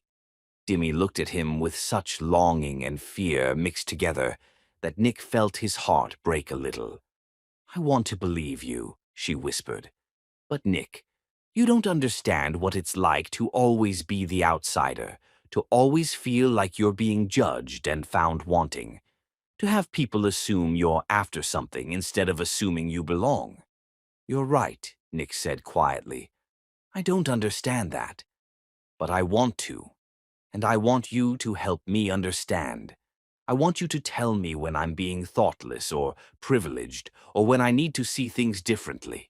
I want you to be my partner in all of this, not my guest. Before Demi could respond, Erin came running back to them, her face bright with excitement. Daddy, Miss Demi. The mama duck has 5 babies, and one of them is smaller than the others. But the mama is taking extra care of it. She grabbed both their hands, clearly wanting to share her discovery. The mama knows that the little one needs more help, so she keeps it close to her. Isn't that what families do? Nick and Dimmy looked at each other over Aaron's head, both struck by the simple wisdom of a 7-year-old's observation. Yes, sweetheart, Nick said softly, his eyes never leaving Dimmy's face. That's exactly what families do. They take care of each other, no matter what. As they started walking back toward the car, Aaron chattering happily about the ducks, Dimmy felt something shift inside her chest. Maybe Nick was right. Maybe love really could bridge the gap between their different worlds. Maybe she had been so focused on protecting herself from being hurt again that she was missing the chance to build something beautiful. Nick, she said quietly as he helped her into his car, there's something else you should know about me. He looked at her with complete attention, as if nothing else in the world mattered. I'm stubborn, she said with a small smile, and independent to a fault. And I have strong opinions about everything from politics to how to properly fold fitted sheets. And sometimes I work too much because I feel like I have to prove that I deserve to be there. Nick smiled back, the kind of smile that lit up his entire face. Is that supposed to scare me away? It's supposed to give you fair warning, Dimmy said. Because if we're really going to try this, you need to know that I'm not going to change who I am to fit into your world. I can't be someone I'm not. I wouldn't want you to, Nick said simply. I fell in love with exactly who you are. The stubborn, independent, brilliant, beautiful woman who saves lives and makes my daughter laugh and challenges me to be better. I don't want a woman who fits into my world. I want a woman who makes my world bigger and better just by being in it. As Nick started the car and began driving them home, Demi realized that for the first time since Andrew Richardson had broken her heart, she was ready to believe that maybe, just maybe, love really could conquer all. But she also realized that Nick hadn't told her his own story yet. And if they were truly going to tear down the walls between them, she needed to know what fears and scars he was carrying too. Nick, she said softly as they pulled into the penthouse garage, next time I want to hear about Elizabeth. I want to know about your first love and how you've been raising Aaron alone and what scares you about letting someone new into your life. Nick was quiet for a moment, then nodded. Next time, he agreed. I promise. As he walked her to the elevator and kissed her goodnight, soft and sweet and full of promise, Demi felt the last of her protective walls beginning to crumble. She was falling in love with Nick Simpson, despite every logical reason why she shouldn't. And for the first time in 3 years, that felt like the most right thing in the world. Chapter 7. The First Kiss. There are kisses that mark beginnings. First kisses, stolen kisses, kisses of promise and possibility. But some kisses exist in their own perfect universe, where two souls recognize they have found their home in each other, and the world becomes precisely as it should be. The tidal basin was Washington, D.C.'s crown jewel in early April, when thousands of cherry blossom trees burst into magnificent bloom around the calm waters that reflected the Jefferson Memorial like a dream made manifest. Nick had suggested meeting here during Dimmy's lunch break, claiming he wanted to show her the most beautiful sight in the city before the petals began to fall. What he hadn't told her was that he'd been carrying his grandmother's engagement ring in his jacket pocket for 3 days, waiting for the perfect moment to ask the question that had been burning in his heart since that first impossible proposal in the hospital consultation room. Today felt different. Today felt like destiny. Demi walked toward him along the tree-lined path, and Nick felt his breath catch as he watched her approach. She wore a simple yellow sundress that complemented her warm brown skin beautifully, her dark curls loose around her shoulders, moving with the natural grace that never failed to mesmerize him. But it was her smile, radiant and genuine, and entirely for him, that made his heart race with the force of recognition. This was his person, his future, his home. "This is incredible," she said as she reached him, gesturing at the canopy of pink and white blossoms that surrounded them like nature's cathedral. "I've lived in D.C. for 6 years, and I've never taken time to see the cherry blossoms properly." "That's a crime against beauty," Nick said, offering her his arm. "Come on, I want to show you the perfect spot." They walked slowly along the water's edge, soft petals falling around them like confetti. Other couples and families shared the path, but Nick had eyes only for the woman beside him.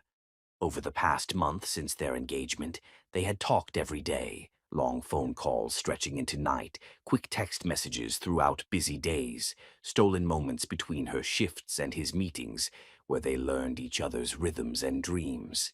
"How's Erin feeling today?" Demi asked as they paused to watch a family of geese swimming near the shore. "Much better. She's back to her usual energetic self, which means she's driving her tutor crazy with questions about everything except her actual lessons."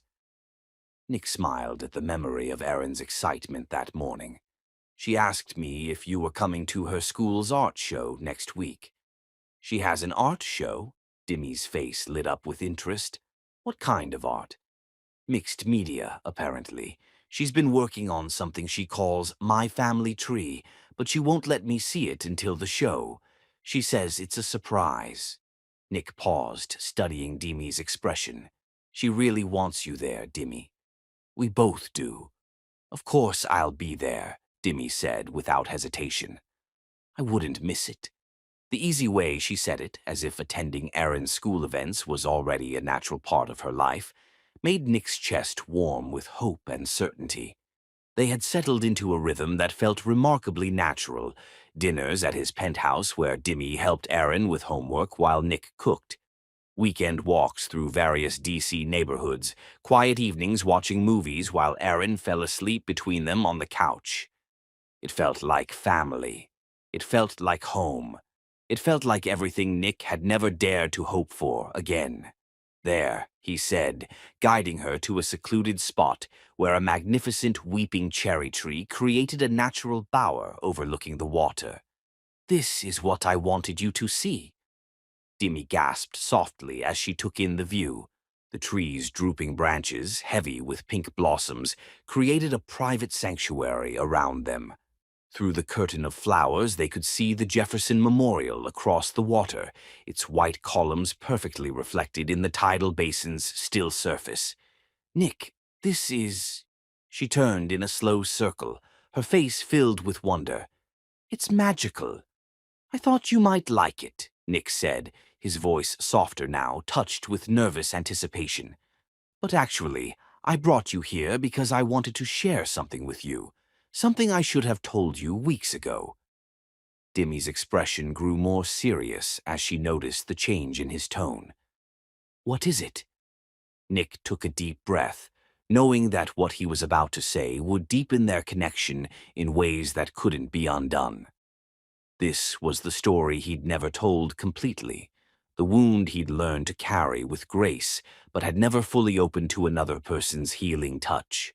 "I want to tell you about Elizabeth," he began, his hands clasped behind his back, as if stillness could help him find the right words.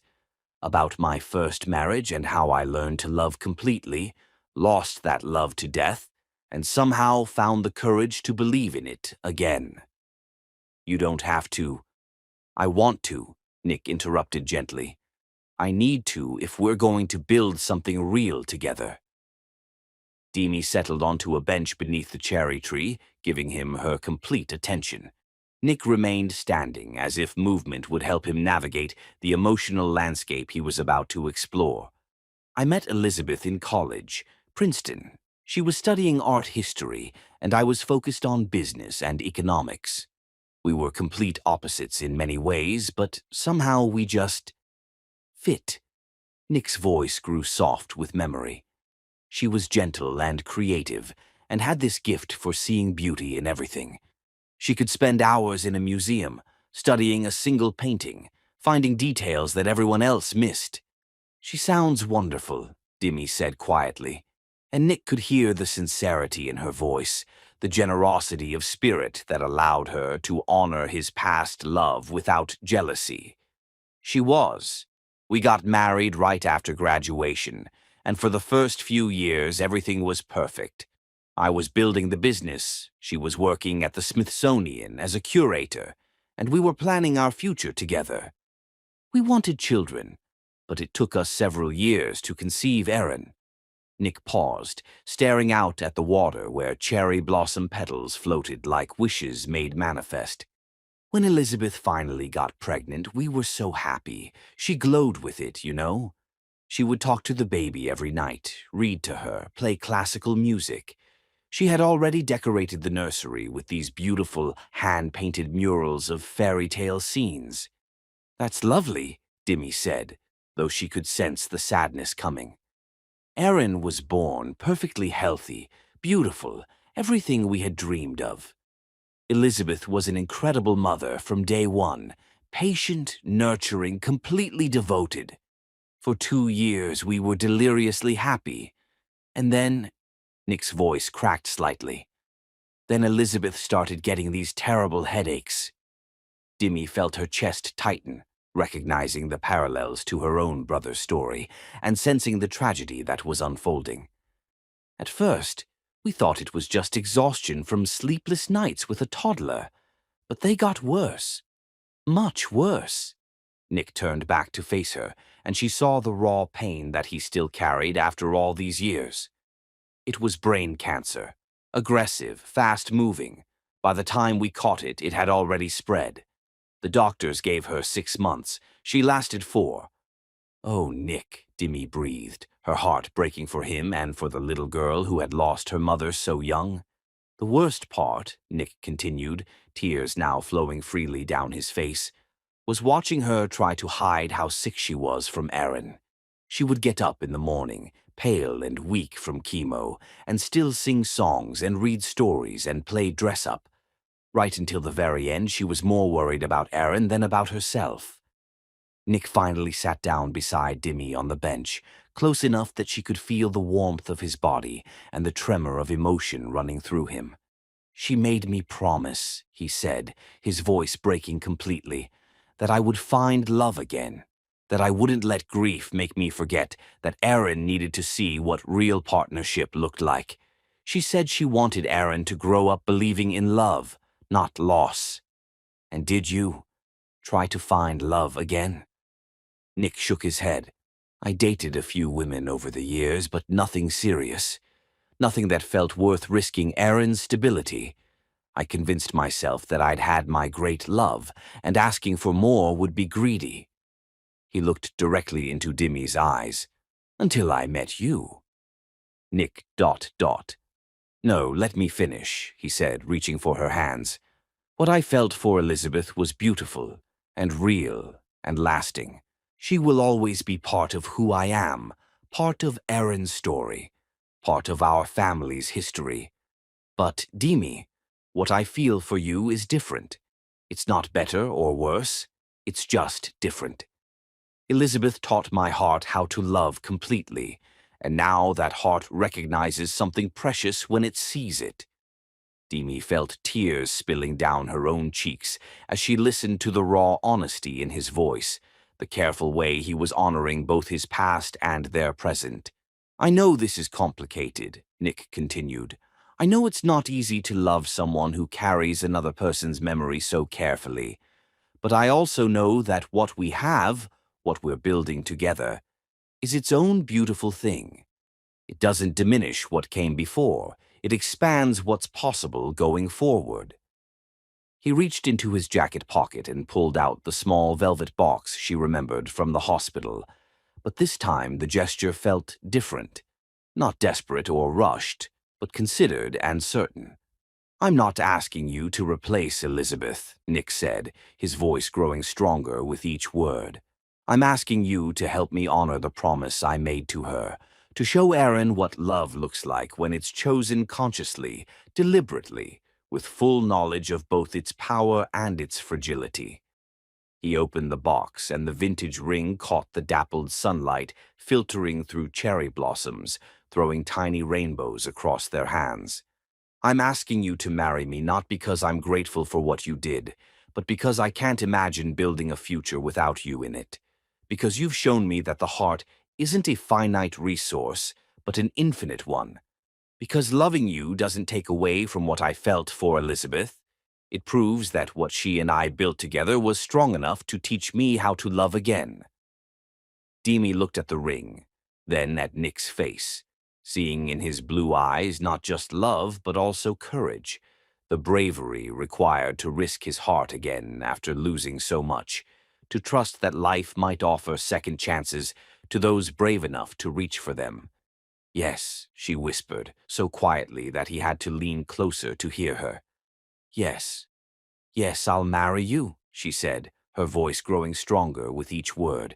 Yes, I'll help you keep the promise you made to Elizabeth.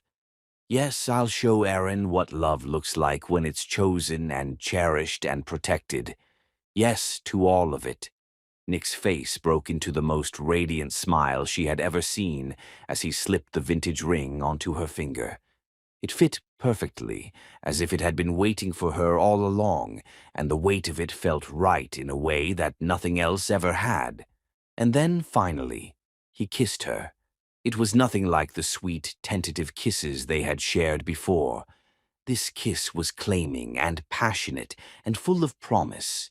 It tasted like cherry blossoms and forever, and when Nick's arms encircled her waist, pulling her closer, Demi felt like she was discovering a place she'd never known existed, but had always been meant to find. The world around them seemed to shimmer and fade, until there was nothing but the two of them, surrounded by falling petals, and the certainty that they had just committed to building something beautiful and lasting together.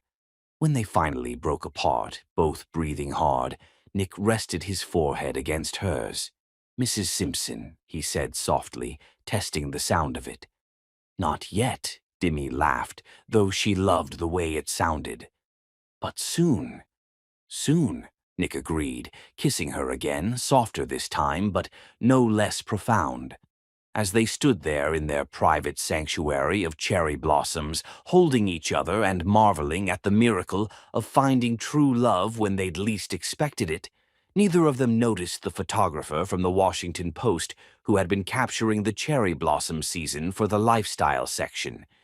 Neither of them realized that their perfect private moment had been immortalized, or that by tomorrow morning their engagement would be front-page news across the city. All they knew was that they had found each other, and that was enough to make anything possible. The cherry blossoms continued to fall around them like nature's confetti, blessing the beginning of their forever with beauty and hope, and the promise that some love stories really are worth believing in. And in that perfect moment, surrounded by spring's most magnificent gift and the certainty of each other's love, they understood that they were exactly where they belonged, not just in this magical place, but in each other's hearts, where they would remain for all the seasons yet to come. Chapter 8. Love's Confession.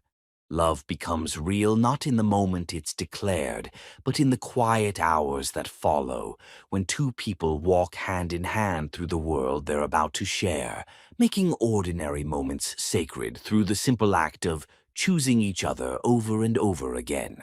The morning sun streamed through the floor-to-ceiling windows of Nick's penthouse as Dimmy stood in his kitchen, still wearing the vintage diamond ring that caught the light with every movement.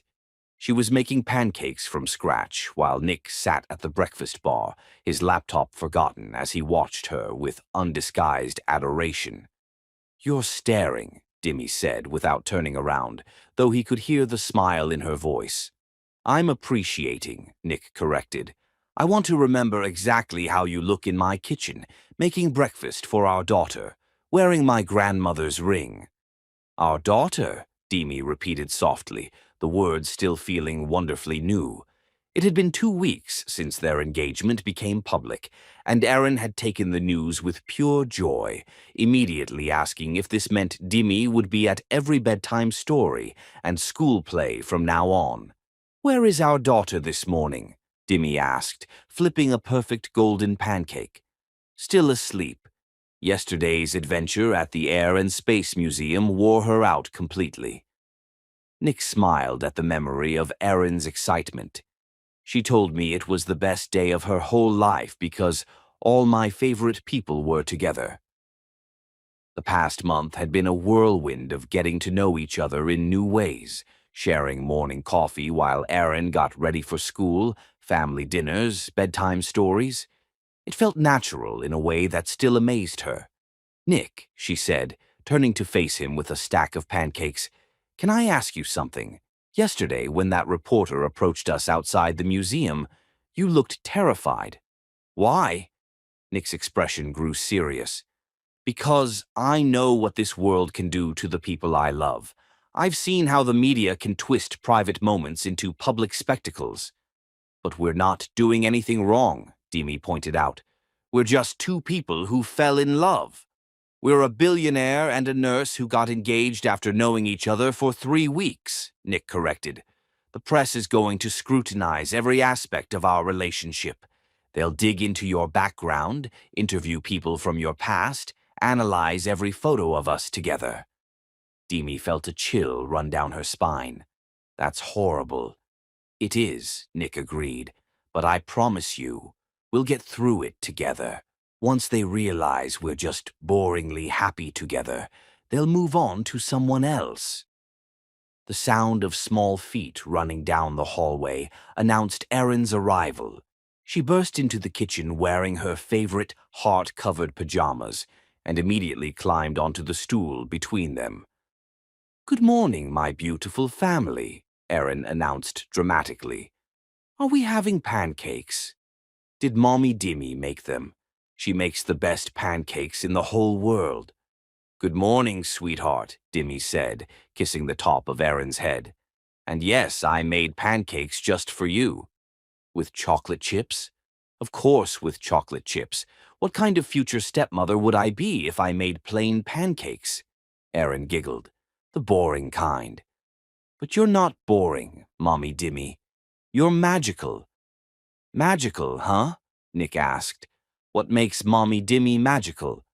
"Well," Erin said seriously, counting on her fingers, "she makes sad people feel better when they're hurt. She knows exactly what to say when I have bad dreams. She laughs at my jokes even when they're not very funny.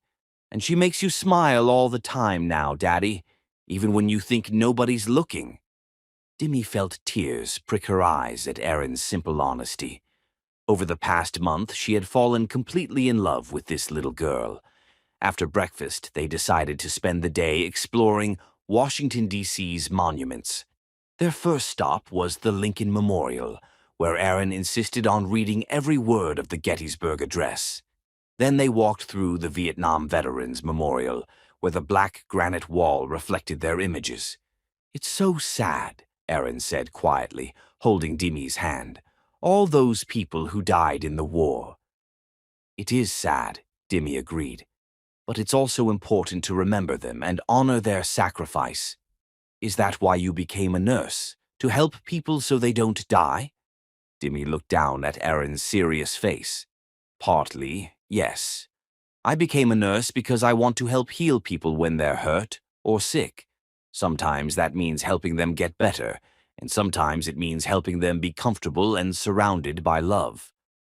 Their next stop was the Smithsonian Museum of Natural History, where Erin spent an hour in the dinosaur exhibit, asking endless questions about extinction and evolution. She's going to be a scientist, Nick said as they watched Erin examine a fossilized Triceratops skull. Or maybe a doctor, like she says she wants to be. She's going to be whatever makes her happy, Dimi replied, and we're going to support her no matter what she chooses. Nick's heart clenched at the casual way she said "we," as if their partnership in raising Erin was already an established fact. As the afternoon wore on, they made their way back to the tidal basin. The cherry blossoms were past their peak now, but there were still enough petals clinging to the branches to create a magical atmosphere. "This is where Daddy asked you to marry him, right?" Erin asked as they approached the same bench where Nick had proposed. "It is," Dimi confirmed. "Daddy told me all about it," Erin said matter-of-factly. "He said you cried happy tears and that the cherry blossoms fell all around you like nature was celebrating too." "That's exactly what happened," Nick said, settling onto the bench and pulling Erin onto his lap while Dimi sat beside them.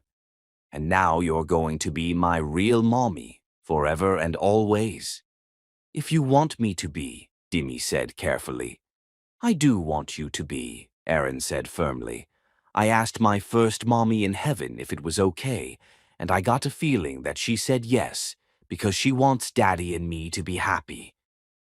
Dimi felt tears spill down her cheeks at the innocent faith in Erin's words. Nick reached over to squeeze her hand, his own eyes bright with emotion. "I think your first mommy would love Dimi very much," Nick said softly. "And I think she'd be happy that we found each other." As the sun began to set over the Potomac River, painting the sky in shades of pink and gold, Nick realized that this was the moment he had been waiting for, when everything felt complete, when his family felt whole again. "Dimi," he said quietly while Erin dozed against his chest, "I need to tell you something." "What is it?" she asked, noting the serious tone in his voice. "I love you," Nick said simply. "Not just because you saved Erin's life, not just because you're beautiful and kind. I love you because you make me want to be the best version of myself. I love you because you see the world through eyes of compassion and hope. I love you because you've given me back my faith in happiness." Dimi felt her heart swell with so much love she thought it might burst. Nick ... "I love you because you make ordinary moments feel magical," he continued. "Like this moment, sitting here with you and Erin, watching the sunset. A year ago, this would have been just another evening. But with you here, it feels like the most perfect moment of my entire life." "I love you too," Dimi said, leaning over to kiss him softly while Erin slept peacefully between them. "I love your devotion to Erin, your kindness to everyone you meet, the way you make me feel like I can be myself completely without fear of judgment. I love how you've made me believe in fairy tales again." "So we're really doing this?" Nick asked, his voice full of wonder.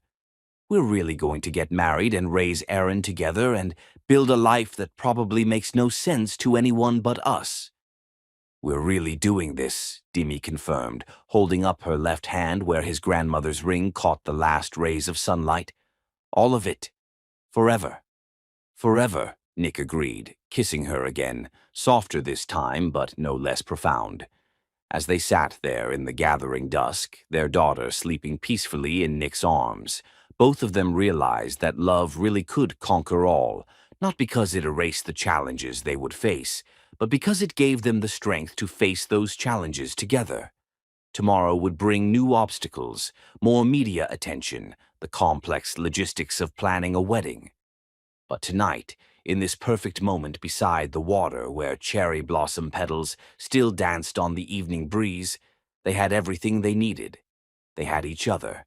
They had Aaron. They had a love that had been tested by crisis and strengthened by honesty and blessed by the simple miracle of finding the right person at exactly the right time. "Come on," Nick said softly, carefully lifting Aaron without waking her. "Let's go home." Home.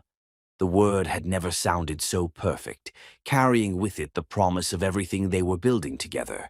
Not just a place to live, but a foundation for love that would last a lifetime. Chapter 9. Forever begins. Sometimes life tests our greatest joys, not with dramatic crises, but with quiet moments of doubt, when the reality of commitment settles in, and we must choose between the safety of familiar fears and the brave vulnerability of opening our hearts completely to love's transformative power. The call came at 11:23 p.m., just as Dimmy and Nick were settling into bed after their engagement celebration. Nick's phone rang with the emergency tone, and both of them immediately tensed. "Mr. Simpson." The voice belonged to Mrs. Patterson, the overnight nanny. "I'm so sorry to disturb you, but Erin is asking for you both. She's quite upset, and I think you should come home." "What happened?" Nick was already reaching for his clothes, his face pale with worry. "She had a nightmare, sir. A very intense one about being separated from you and Miss Dimmy. She's been crying for 30 minutes and keeps saying she needs to make sure you're both still here." Nick and Dimmy exchanged worried glances. Erin had been doing so well lately, but sometimes children processed big changes in unexpected ways, and the engagement party might have triggered deeper fears about abandonment and loss. "We'll be right there," Nick said. 20 minutes later, they found Erin curled up in Nick's bed, clutching the stuffed rabbit Dimmy had given her. Her face was blotchy from crying, and she looked smaller than usual in her princess pajamas. "Daddy, Mommy Dimmy," she cried when she saw them, immediately reaching for both of them. "I had the worst dream ever." "What was the dream about, sweetheart?" Dimmy asked gently, settling on one side of the bed while Nick took the other. "I dreamed that you got married and then you decided you didn't like being a family anymore," Erin said, her voice small and scared. "And Mommy Dimmy, you went back to just being a nurse who I only saw at the hospital. And Daddy, you went back to being sad all the time, like before first Mommy died." Nick felt his heart clench. "Baby girl, that's never going to happen. Never." "But what if it does?" Erin asked, tears spilling down her cheeks. "What if you change your minds? What if I'm not good enough to be in a real family?" The question hit both adults like a physical blow. Dimmy felt tears spring to her own eyes as she realized how deeply Erin's fears ran. "Oh, sweetheart," Dimmy said, pulling Erin into her arms. "You are more than good enough. You are the most wonderful, smart, brave, kind little girl in the whole world." "But what if you get tired of me?" Erin whispered. "What if I get sick again and have to go back to the hospital a lot? What if you decide it's too hard to be my mommy?" Nick moved closer, wrapping both Erin and Dimmy in his arms. "Erin, look at me," he said gently. "Do you remember what I told you when first Mommy was sick?" Erin nodded. "You said that families stick together no matter what, even when things get scary or hard." "That's right. And have I ever broken that promise?" "No," Erin said quietly. "I'm never going to break it," Nick said firmly. "And neither is Mommy Dimmy. When we get married, we're promising to love you and to be your parents and to stick together as a family, no matter what happens. Even if my heart gets sick again?" "Especially if your heart gets sick again," Dimmy said, her voice thick with emotion. "Erin, being your mommy isn't a job I'm trying out. It's who I am now. It's who I want to be forever." She pulled back slightly so she could look directly into Erin's eyes. "Do you know what I was most excited about at our engagement party tonight?" "What?" when people asked me about our wedding plans, and I got to say, our daughter will be our flower girl. Not Nick's daughter. Our daughter. Because that's what you are to me now, Aaron. Aaron studied Dimmy's face with intense scrutiny. Really? Even though I didn't grow in your tummy like I grew in First Mommy's tummy? Especially because of that, Dimmy said with conviction. You know what makes someone a real mother, Aaron? It's choosing to love that child every single day, choosing to worry about them and protect them and celebrate with them. And I choose all of that with you. I choose it today, and I'll choose it tomorrow, and I'll keep choosing it for the rest of my life. What about when you and Daddy have babies that grow in your tummy? Aaron asked. Nick and Demi exchanged a look over Aaron's head. If Daddy and I have more children someday, Demi said carefully, that will just mean our family gets bigger. It won't mean we love you any less. Love isn't like pizza, sweetheart. We don't have to give you smaller pieces if more people want some. Love grows bigger when more people share it. Like how your heart grew bigger when you met Daddy, Aaron asked.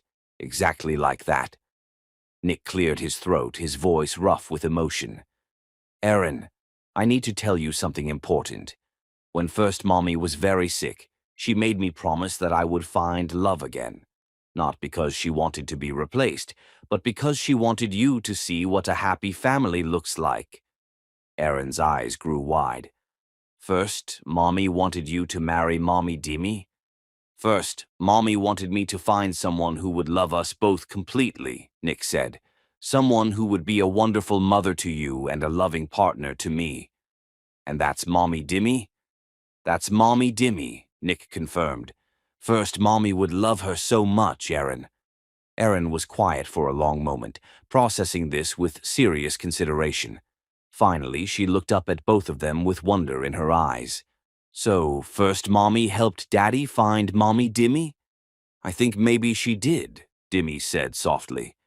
I think maybe she's been watching over us, making sure we all found each other when we needed each other most. That's the most beautiful thing ever, Aaron breathed. It's like magic. It is like magic, Nick agreed. The very best kind of magic. Aaron yawned then, the emotional exhaustion finally giving way to sleepiness. Can I sleep with you both tonight? I want to make sure you're still here when I wake up. Of course, Demi said immediately. We'll be right here all night.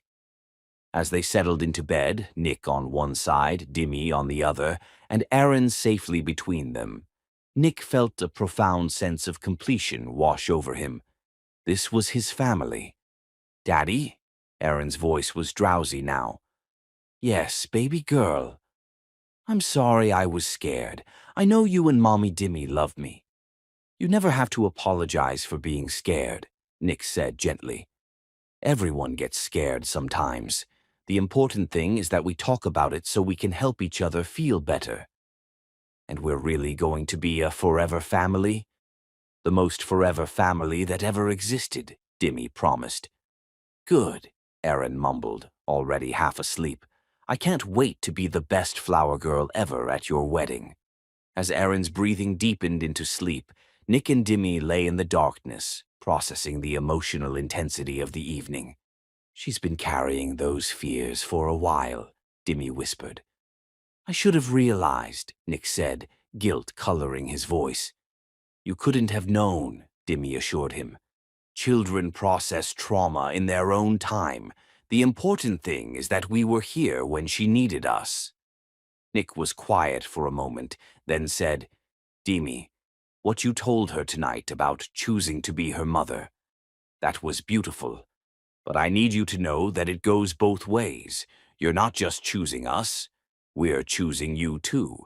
Every day I choose to love you and build this life with you. Even when it's complicated. Even when we have to navigate things like tonight. Especially then, Nick said firmly. Love isn't just about the easy moments, Demi. It's about showing up for each other when things get difficult. It's about choosing each other over and over again, through everything life throws at us. Demi felt tears slip down her cheeks. "I love you both so much," she whispered. "This life we're building, this family we're creating. It's everything I never knew I wanted." "And it's just the beginning," Nick replied. "Tomorrow we start planning our wedding, and then we'll have the rest of our lives to keep that promise." As they finally drifted off to sleep, surrounded by the quiet peace of their penthouse and the warm weight of their daughter between them, all three of them knew that they had just crossed an important threshold. They had faced fear together and come out stronger. They had chosen each other not just in the bright moments of celebration, but in the vulnerable darkness of doubt and worry. They were no longer just two adults dating and a child caught in the middle. They were a family, real, committed, forever. And tomorrow would be the first day of the rest of their lives together, built on a foundation of love strong enough to weather any storm. Home was each other. Chapter 10. The Heart's True Home. Some love stories end with a kiss, but the most beautiful ones end with a promise, a vow spoken before witnesses who have seen the worst and best of two souls, binding together hearts that have already proven their capacity to weather any storm and still choose each other every single day. 6 months later, the chapel at Washington General Hospital had been transformed into something that belonged in a fairy tale.